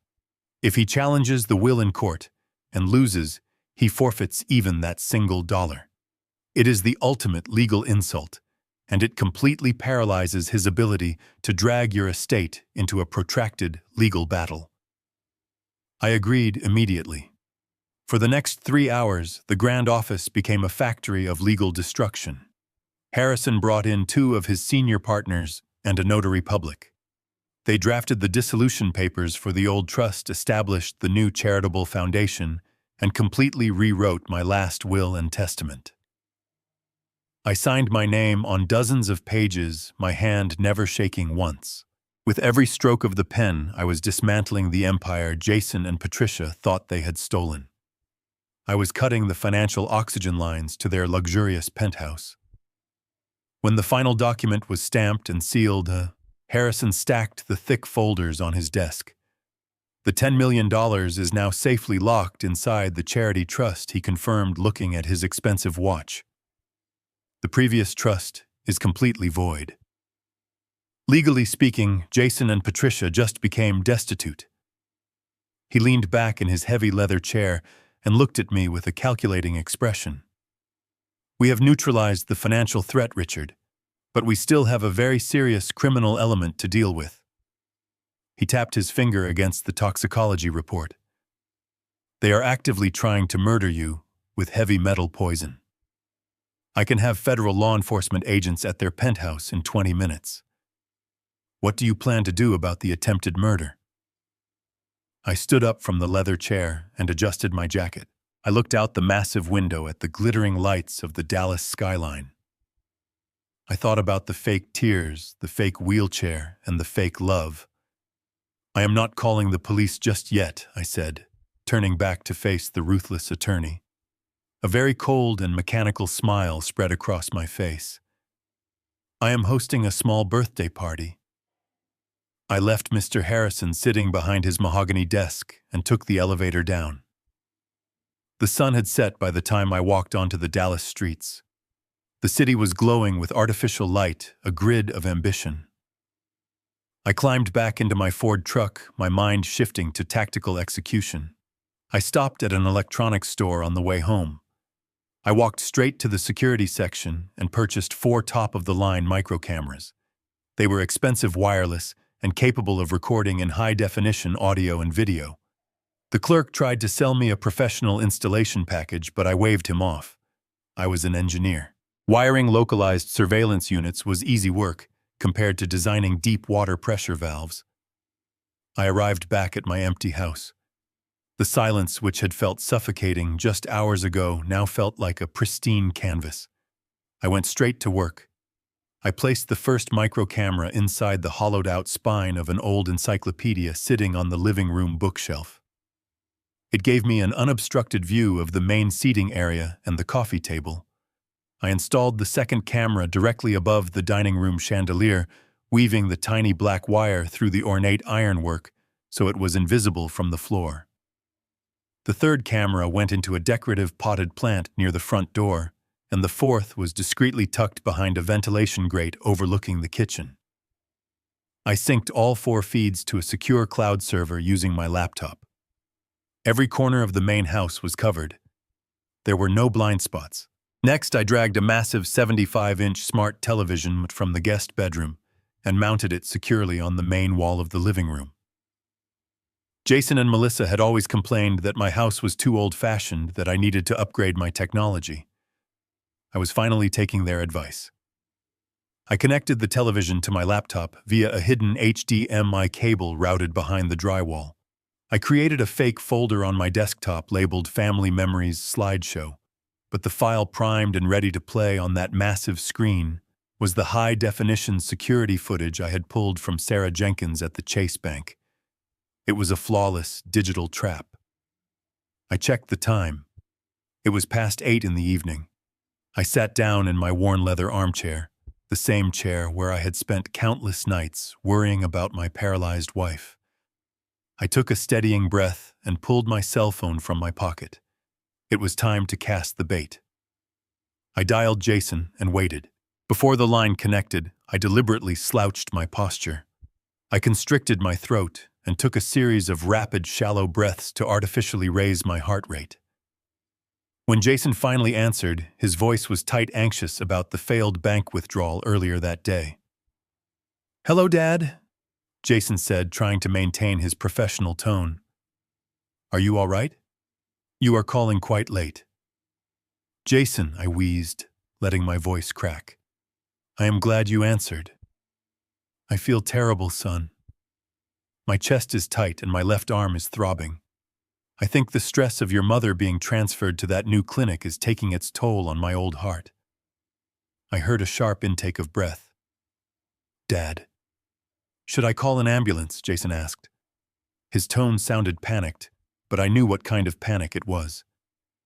He was not worried about losing his father.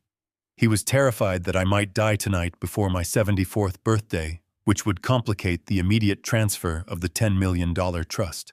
He needed me alive for just a few more hours to secure the legal handover.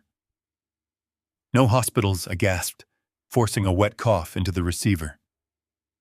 "I just need my family. Tomorrow is my birthday, Jason. I do not think I have much time left. I want you to bring Melissa, and I want you to arrange a medical transport to bring your mother home for a few hours. I want a small family gathering." "Dad, the doctor said Mom needs to stay at the clinic for observation." Jason countered smoothly, trying to protect their alibi. "Jason, please," I begged, leaning into the pathetic old man persona. "I want to finalize the paperwork. The trust fund. I want to sign the executive transfer documents over to you tomorrow morning, with your mother and Melissa present as witnesses. I want to make sure you are fully protected before my heart gives out. I just want to see my wife and son." The mention of the trust fund documents was the ultimate trump card. I could practically hear the greed overriding his caution. The silence stretched for a few seconds as he calculated the risk. "Okay, Dad," Jason finally said, his voice dripping with forced affection. "I will make the calls. I will get a private transport for Mom. We will be there first thing in the morning with a cake and the legal paperwork. You just rest. Take your heart supplements and get some sleep. We love you." "I love you too, son," I whispered and disconnected. I stood up from the leather armchair, the pathetic tremor completely vanishing from my body.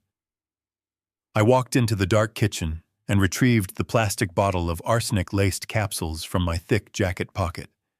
I opened a new bottle of generic vitamin C powder from the pantry. With steady surgical precision, I emptied the toxic heavy metal from their capsules straight down the sink drain and washed it away with scalding hot water. I carefully refilled the clear gelatin casings with the completely harmless white vitamin powder and placed them back into the bottle. I set the bottle perfectly on the spice rack, exactly where Melissa had left it. I turned off the bright kitchen light. The stage was set.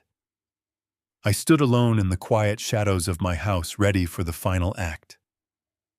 The sun rose on my 74th birthday with a cold and unforgiving light.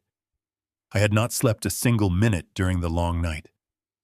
I sat in my leather armchair in the living room watching the dust motes dance in the early morning rays. The hidden cameras were active, their tiny red recording lights completely concealed from view. At exactly 9, the heavy chime of the front doorbell shattered the quiet of the house. I stood up slowly, making sure my joints popped, and my posture remained slightly stooped. I walked to the door and pulled it wide open. There they all were. The entire cast of the darkest play ever written standing on my front porch.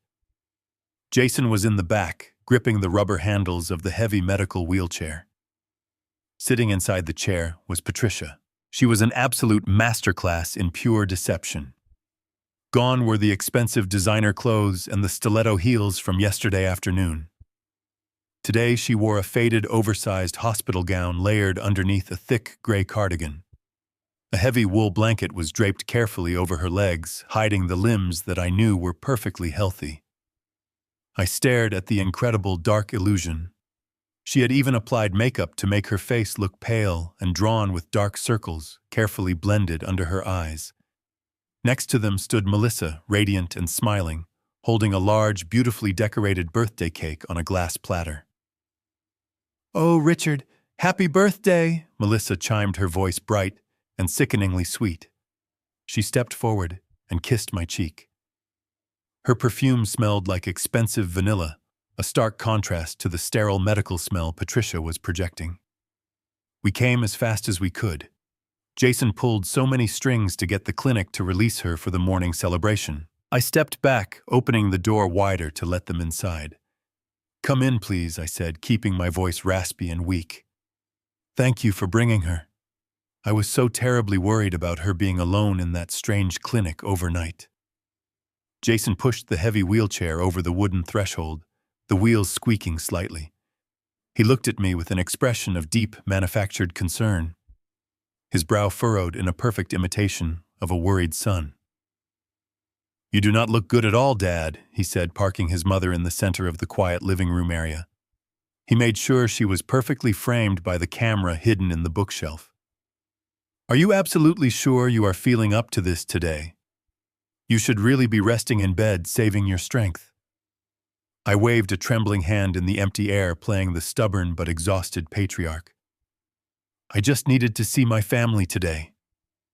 I wheezed, shuffling slowly over to the sofa and sinking heavily into the soft cushions. Patricia leaned forward in her wheelchair, reaching out with a frail, shaking hand. I took it in mine, fighting the disgust rising in my throat. Her skin was warm, but the physical touch sent a block of solid ice straight into my veins. "Oh, my sweet, devoted husband," she whispered, her voice cracking with perfectly executed emotion. Real tears actually began to well up in her eyes, spilling over her pale cheeks and dropping onto the wool blanket. "I am so incredibly sorry that I am such a terrible burden to you. You have sacrificed absolutely everything for my comfort. I hate seeing you suffer because of my failing body. I just love you so much, Richard. I do not know what I would do." I looked deeply into her tear-filled eyes. Yesterday she had her legs wrapped tightly around another man in a luxury driveway. Today she was weeping over my tired soul. I squeezed her hand, gently fighting the overwhelming urge to break her fingers one by one. "You are my beautiful wife, Patricia," I said, matching her theatrical sadness perfectly. I would do it all over again without a single regret. Melissa set the cake down on the mahogany coffee table right in front of me. The white frosting was perfectly smooth with "Happy Birthday, Richard" written in dark blue icing. "It is your absolute favorite," she said, pulling a silver serving knife from her designer tote bag. "Lemon sponge with thick vanilla buttercream. I baked it myself this morning just for you." I watched her cut a massive, generous slice and place it carefully onto a small porcelain plate. She handed it to me with a brilliant white smile. I knew exactly what was in their dark minds. They thought I was going to eat this sweet cake, take my poisoned heart supplements, and simply fade away peacefully before dinner. I set the heavy plate down on my lap. Thanking her softly, I waited for the final move. Jason cleared his throat loudly, adjusting the stiff collar of his crisp blue dress shirt. He walked over to the leather armchair opposite the sofa and sat down, leaning forward, resting his elbows heavily on his knees. Dad, I know this is a special day, and I really hate to bring up serious business, but you mentioned on the phone last night that you wanted to finalize the trust fund transfer. I really think we should get it out of the way right now, so you can just relax completely. I let my head loll back, closing my eyes for a moment, as if the mere thought of paperwork was physically exhausting. Yes, Jason, I murmured quietly. I want to make sure you are completely protected. I want everything settled permanently. My weak heart just cannot take the terrible anxiety anymore. Jason did not waste a single precious second. He reached down into his expensive leather briefcase and pulled out a thick, heavy stack of legal documents. The pristine white papers were crisp, filled with dense paragraphs of binding financial legalese. He placed them gently on the coffee table. He smoothed the pages down with his hands, his eyes gleaming with a dark, barely concealed greed. He reached into his breast pocket and produced a heavy black Mont Blanc pen. He clicked the cap off and held it out to me. The shiny gold nib caught the morning light streaming through the large windows. Just sign here, Dad, Jason said, his voice smooth and incredibly soothing, pointing his finger to the bottom line of the final page. Just sign right here so you do not have to worry about the finances anymore. I reached out with a trembling hand and took the heavy black Mont Blanc pen from Jason. The cold metal felt like a weapon in my grip. For 40 years, my signature had built companies, secured patents, and created the very wealth these three parasites were now desperate to steal. I held the expensive pen directly above the thick, heavy stack of binding legal documents resting on the polished mahogany coffee table. The silence in my living room became absolute. It was a thick, suffocating quiet. I could hear the faint ticking of the grandfather clock in the hallway. I could hear the shallow breathing of the three people surrounding me. I slowly lowered my eyes to the signature line printed at the bottom of the final page. Out of the corner of my eye, I watched them. They were completely transfixed.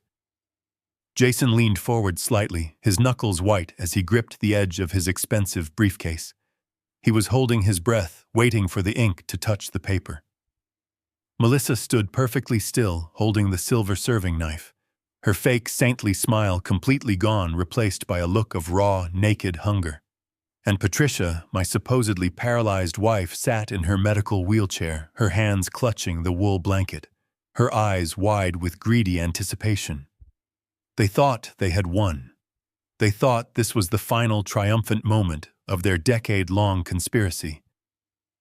I let the gold nib of the pen hover just a millimeter above the crisp white paper. The air in the room was electric with their dark excitement. I could almost feel the phantom weight of the $2 million and the $10 million trust fund transferring into their hands. I held the pen right there, freezing time.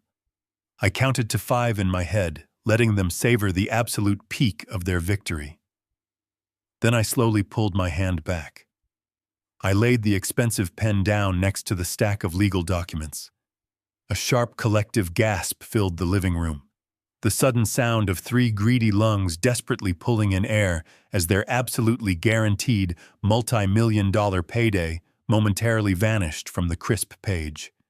Jason blinked rapidly, his professional facade cracking for a split second. "Dad." "What is wrong?" he asked, his voice tight and completely strained. "Is your hand cramping? Do you need me to guide the pen for you?" I shook my head slowly, resting my head back against the soft leather cushions of the sofa. "No, Jason," I replied, my voice nothing more than a raspy whisper. "My hand is fine. But I just realized something. Today is my 74th birthday. I am sitting here with the people I love most in the world. Once I sign this document, I am passing the torch to you. My life work will officially be over. Before I put my name on that final line, I just want to take a few minutes to look back at our beautiful life together." I reached over to the side table and picked up the black television remote. Melissa took a hesitant step forward, her grip tightening on the cake knife. "Richard," she coaxed, her tone laced with poorly concealed panic. "Do you not think it is better to just finish the legal business first so you can relax completely? We can watch all the family photos you want right after you sign." I smiled a weak, pathetic smile. "Please, Melissa," I begged, looking at her with tired eyes. "Indulge an old dying man." I spent all night putting a special slideshow together on the new television. It is a collection of memories. It will only take a minute. Jason looked at Patricia. Patricia gave him a barely perceptible nod. They decided to play along, assuming this was just the final meaningless request of a sad, lonely man who was minutes away from signing his massive fortune over to his devoted family. "Okay, Dad," Jason said, forcing a tight smile. "Let us watch your slideshow."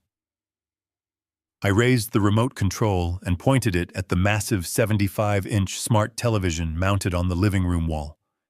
I pressed the power button. The heavy silence in the room returned as the screen flickered to life. For a moment, the television was a vast expanse of pure black.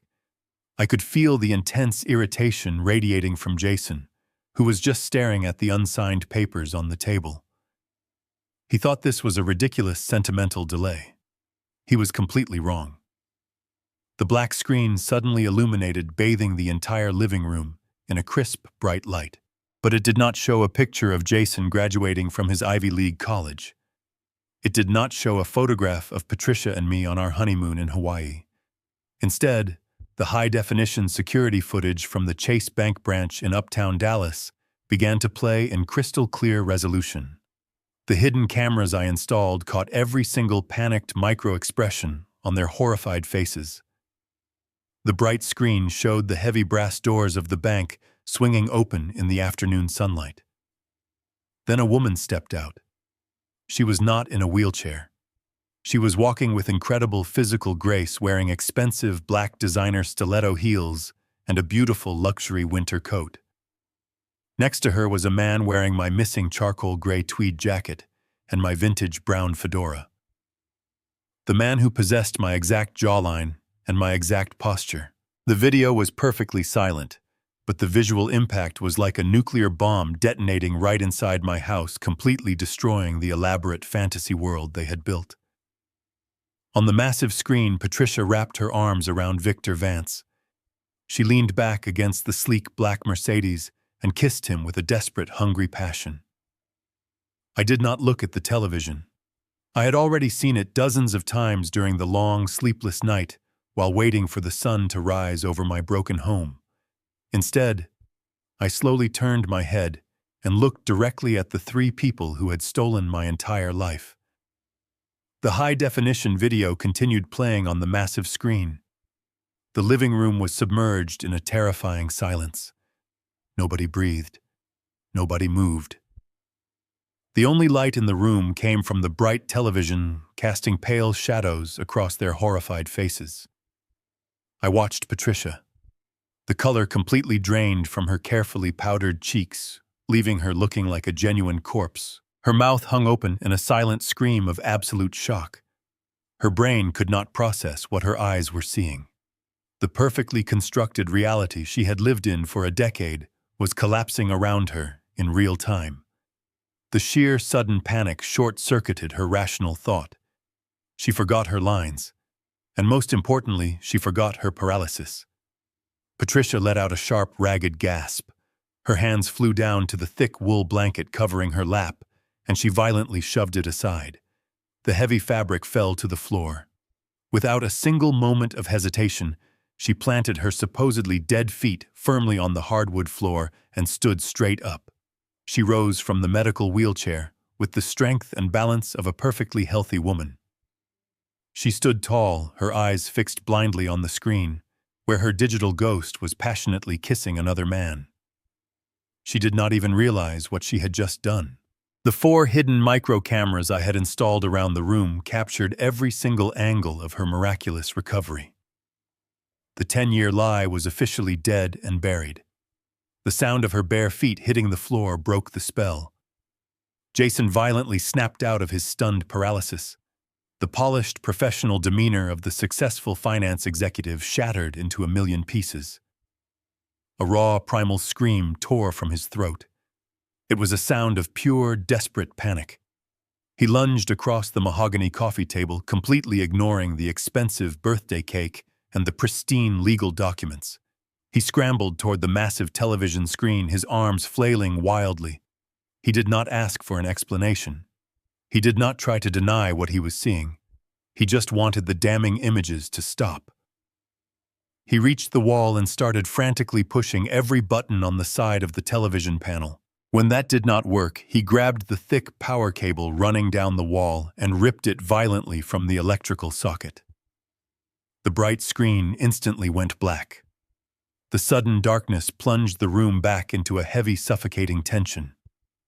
Jason stood by the wall chest, heaving his breath coming in ragged, gasping sobs. He slowly turned around to face me, his eyes wide with a terrifying mixture of fear and rising rage. Patricia was still standing completely frozen in the center of the room, her hands covering her mouth, as the reality of her physical exposure finally caught up to her. Melissa had backed away until her shoulders hit the wall, her eyes darting frantically toward the front entrance. Through it all, I remained perfectly seated in my leather armchair. I did not flinch when Jason screamed. I did not move when he tore the cables from the wall. I simply watched them burn. Jason took a slow, trembling step toward the coffee table. "Dad." He started, his voice shaking uncontrollably. "Dad. I can explain everything. That video is fake. It has to be some kind of terrible mistake or a deep fake trick. You have to listen to me." I did not let him finish his pathetic, desperate lie. I reached a steady hand into the inside pocket of my jacket. My fingers closed around the folded piece of faded white paper I had extracted from the secret floorboard lockbox the night before. I pulled it out, holding it between my index finger and my thumb. The room fell perfectly silent once again. I leaned forward very slowly and slammed the piece of paper down onto the polished surface of the coffee table. The sharp crack echoed like a gunshot in the quiet room. The paper landed right next to the expensive black pen and the unsigned trust fund transfer documents. Jason stared at the paper. He could read the bold printed header from where he stood. Confidential genetic testing results. The names printed below the header were impossible to ignore. His breathing stopped completely. His face contorted into a mask of pure, unadulterated horror. He looked from the paper to my face and then slowly turned his head to look at Patricia, who was now openly weeping. "I know exactly who you are," I said, my voice dropping to a cold, mechanical whisper that carried perfectly across the quiet room. "I know you are the bastard son of Victor." The words hung in the air, heavy and absolute. The final pillar of their grand deception had been kicked away. Jason stumbled backward, hitting the heavy metal medical wheelchair. "And I know everything else," I continued, my eyes locking onto Melissa. "I know about the fake medical shell company in the Cayman Islands. I know about your fake charity foundation.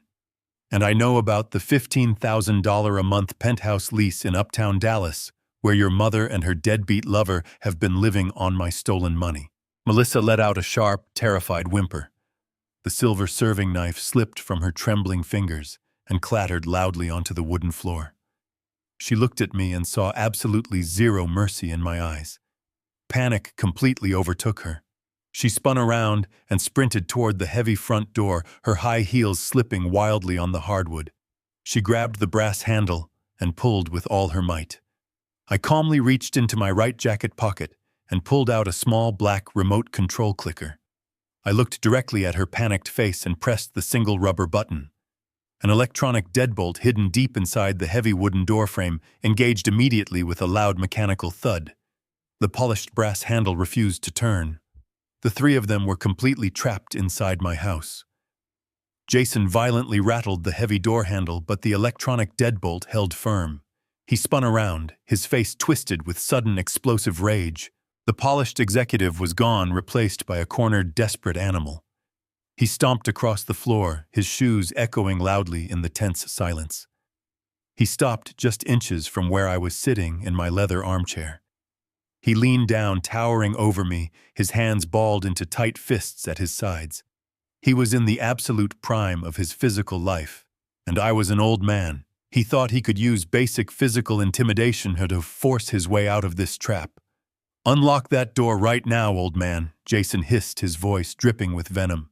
"You think you are so smart with your little hidden cameras and your secret floorboards, but you are just a weak, pathetic old fool.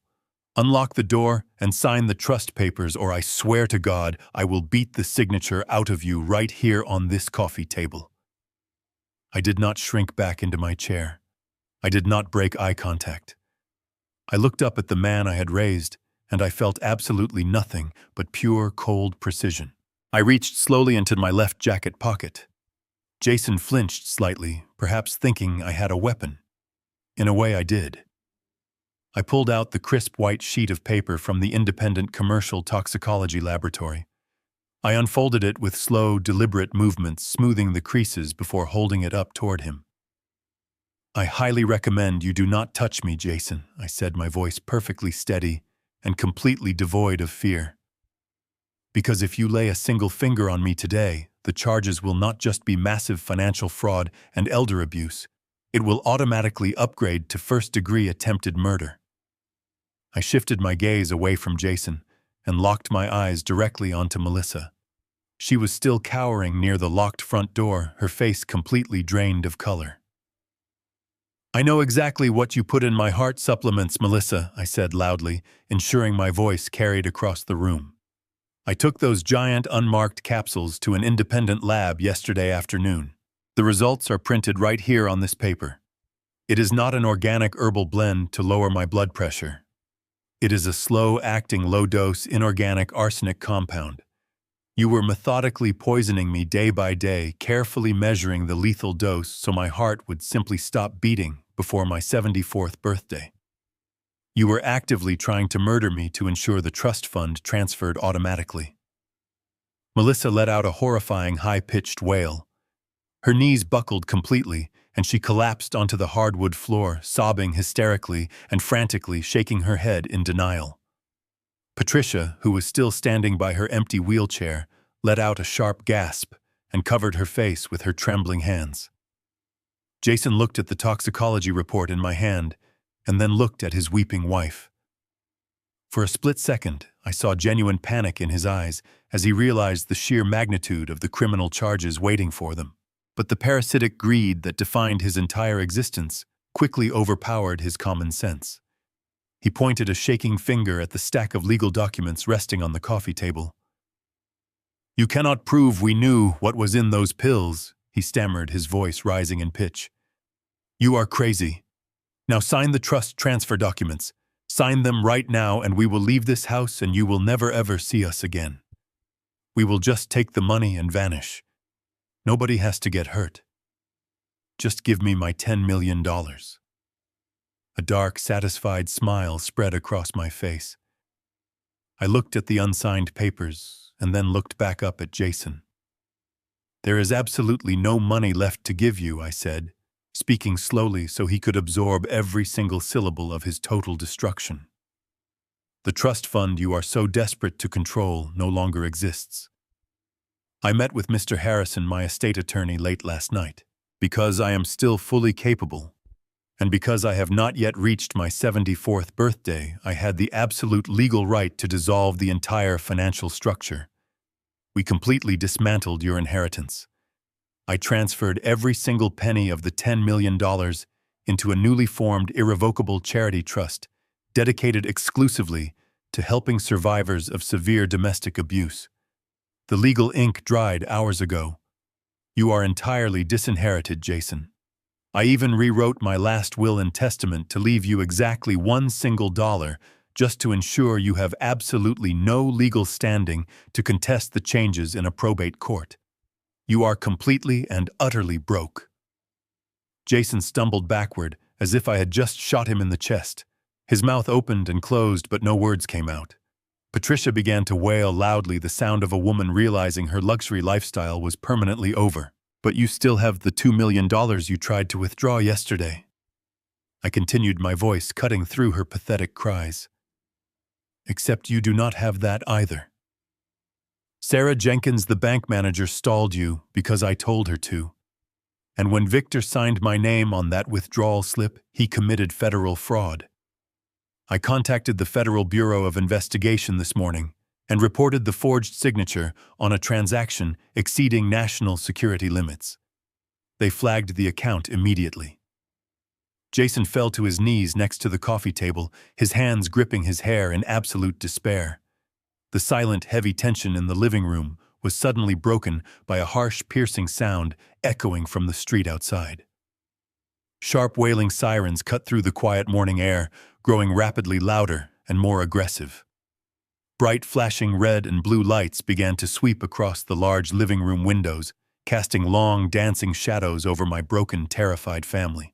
The heavy pounding on my locked front door vibrated through the floorboards. It was the forceful, authoritative strike of a steel battering ram preparing to breach the perimeter. Federal Bureau of Investigation. Open the door immediately. The voice booming from the front porch was amplified by a megaphone, drowning out the hysterical sobbing coming from Melissa. Jason froze, his eyes darting frantically around the living room like a trapped rat searching for a non-existent exit. He looked at the massive glass windows, but the silhouettes of armed tactical officers were already visible, blocking every possible avenue of escape. Before Jason could even take a single step toward the kitchen to find a back door, the front entrance of my house exploded inward. The electronic deadbolt I had engaged held for a fraction of a second before the heavy wooden frame splintered into 1,000 jagged pieces under the overwhelming kinetic force of the ram. A flood of dark tactical gear, heavy ballistic vests, and blinding flashlights poured into my pristine living room. Dallas police officers secured the perimeter, while federal agents fanned out across the hardwood floor, their weapons drawn and leveled directly at my family. Nobody move. Keep your hands where we can see them. The shouted commands overlapped, creating a chaotic, deafening roar that entirely consumed the space.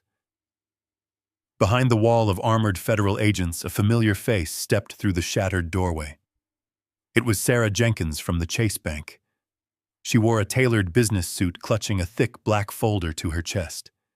She pointed a finger straight at Patricia and Jason. Those are the individuals, she told the lead agent, her voice carrying clearly over the shouting. The man on the floor attempted to authorize the $2 million transfer, and the woman was his accomplice. Jason lost his mind. The reality of federal prison broke through his delusions. He let out a feral, desperate roar and lunged blindly toward the hallway, trying to push his way past a tactical officer. It was the worst mistake he could have possibly made. 3 federal agents converged on him instantly. They grabbed his suit jacket and violently slammed his body forward. Jason crashed face first into the mahogany coffee table. The heavy impact shattered the porcelain plate and obliterated the birthday cake Melissa had baked. Frosting and crushed sponge smeared across the pristine legal documents, ruining the $10 million trust transfer paperwork he was so desperate for me to sign. Stop resisting. Put your hands behind your back. An agent drove his heavy knee squarely between Jason's shoulder blades, pinning him flat against the ruined cake and the scattered papers. I heard the click of handcuffs ratcheting tightly around his wrists. Patricia, watching her biological son get crushed against the table, panicked.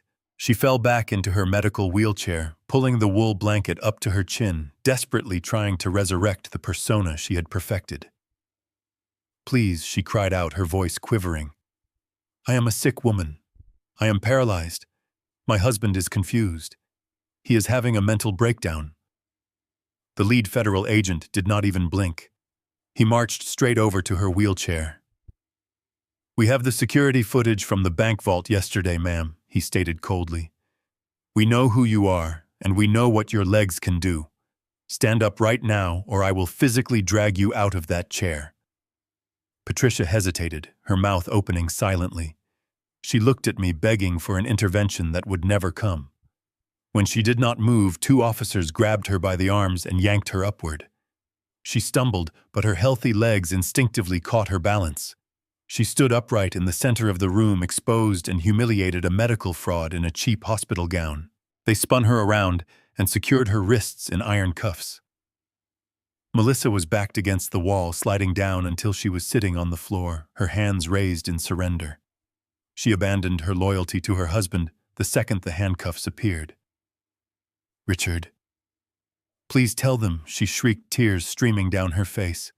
"Tell them I had nothing to do with the poison. Jason made me do it. He controlled the bank accounts. He bought the chemicals. I am just a mother. I have a child to raise. Please do not let them take me." The agents ignored her pleading.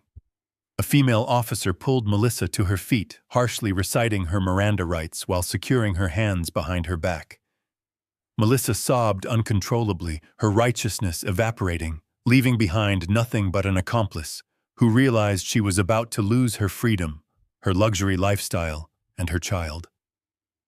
The chaotic noise in the living room slowly began to subside as the three of them were fully secured. The lead agent signaled to his team to begin moving the suspects out to the vehicles. Jason was hauled up from the coffee table. His expensive blue dress shirt was torn and smeared with cake frosting. A thick bruise was already forming on his cheek where he had struck the wood. He was breathing heavily, his eyes locked onto the floor in defeat. I walked slowly around the coffee table and stopped right in front of him. The federal agents paused for a moment, allowing the victim of this conspiracy to say his final piece. Jason slowly raised his head to look at me. The arrogant and greedy vice president of finance was now completely gone. I looked down at the man I had raised, the man who had tried to steal my life and poison my blood. "You wanted my legacy, Jason," I said, my voice mercifully quiet, yet absolutely firm. "You get nothing but my last name on a prison uniform. Take him out of my house right now," I told the agents. Two federal agents grabbed Jason by his arms and hauled him toward the shattered doorway. He kept his head bowed, dragging his shoes across the ruined threshold of the home he had tried to steal. Patricia went next, escorted by a female officer holding her handcuffed wrists. She wept, muttering pathetic apologies that fell completely on deaf ears. Melissa followed her cries, echoing loudly down the street, as neighbors watched the spectacle. I stood in my large living room and listened as the heavy transport vehicle doors slammed shut. The engines roared to life and the sirens faded into the distance until they disappeared. The house was completely empty. The silence that returned was not the suffocating quiet I had endured for 10 years. It was a clean, pristine silence. The toxic parasites that slowly drained my life force, my energy, and my finances were finally gone. I took a deep breath, inhaling the cool morning air. I did not feel a single ounce of sadness, pity, remorse, or grief for the family I sent to prison. Instead, I felt a massive, wonderful weight lift off my chest. My heart, which they tried to stop, was beating with a strong, steady rhythm. I turned away from the door and walked toward the master bedroom. I ignored the chaotic mess of the room, stepping over the scattered clothes, and walked straight to my closet, pulling down a single leather duffel bag. I did not need to pack much. I grabbed a few comfortable shirts, some trousers, and my shaving kit. I left the expensive suits and gold watches behind. Those belonged to a man trying to buy the love of a family that secretly despised him. That man was completely gone. I zipped the bag shut and carried it into the kitchen, setting it on a wooden chair. I pulled my house keys from my pocket and placed them squarely on the kitchen island. I had spoken to my real estate agent earlier. She was arriving soon to fix the broken front door and stage the property. The house was going on the market immediately. Every single dollar from the final sale of the house, along with the liquidated assets, would be donated directly to the charity trust I established last night. I wanted absolutely nothing to do with this place anymore. It was a towering, ugly monument to deception, and I was finally ready to let it go forever. I walked over to the antique wooden liquor cabinet standing in the corner of the dining room. I opened the glass doors and reached for a heavy crystal decanter filled with my absolute best Kentucky bourbon. I poured a generous measure of the dark amber liquid into a thick glass. I did not add ice. I wanted it neat. I picked up the glass and walked back into the living room, standing right in front of the mahogany coffee table where Jason had smashed the birthday cake. I looked down at the ruined frosting, the scattered legal documents, and the heavy black pen that had failed to sign away my life. I raised my glass of bourbon toward the empty room, offering a silent tribute to the sheer resilience of the human spirit. "Blood does not make a family," I said aloud, my voice ringing clear and strong in the empty space. "Respect does." I brought the glass to my lips and drank. The smooth, fiery liquid burned down my throat, providing a warm and deeply welcome sensation. I set the empty glass down next to the ruined cake. I reached into my jacket pocket and pulled out a crisp, printed boarding pass. It was a first-class ticket on a direct flight to Florence, Italy, departing from Dallas-Fort Worth International Airport in exactly 4 hours. I had always wanted to see the Renaissance architecture, but Patricia had always claimed she was too sick to travel. Now the entire world was wide open to me. I grabbed my leather duffel bag from the kitchen and walked out through the broken front door, leaving it wide open behind me. I climbed into my Ford truck, turned the key, and smiled as the engine roared to life. Today was my 74th birthday. But as I shifted the truck into drive and pulled away from the curb, I knew with absolute certainty that my real life was just beginning. Thank you for listening to my story today. If you are hearing my voice right now, I want you to remember that it is never too late to reclaim your own life. Do not ever let anyone, even those who share your blood or your name, convince you that you are a burden or a fool. If you have ever had to stand up to toxic family members who underestimated your worth, or if you found the courage to walk away from people who were secretly using you, I want to hear from you. Please share your experiences in the comments section below and let me know which city or country you are watching from today. Your brave stories give strength to others who might be trapped in the exact same dark situations right now. If my journey brought you some perspective, or if you simply enjoyed seeing justice served to those who truly deserved it, please hit the like button and subscribe to the channel so you never miss another life story.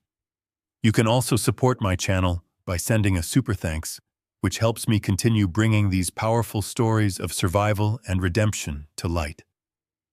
Look at the screen right now and you will see 2 more incredible life stories that I highly recommend you watch next. Remember, the family you choose to build is often far better than the family you were given. Stay strong, protect your peace, and never stop fighting for your own happiness. See you in the next video. With love and respect.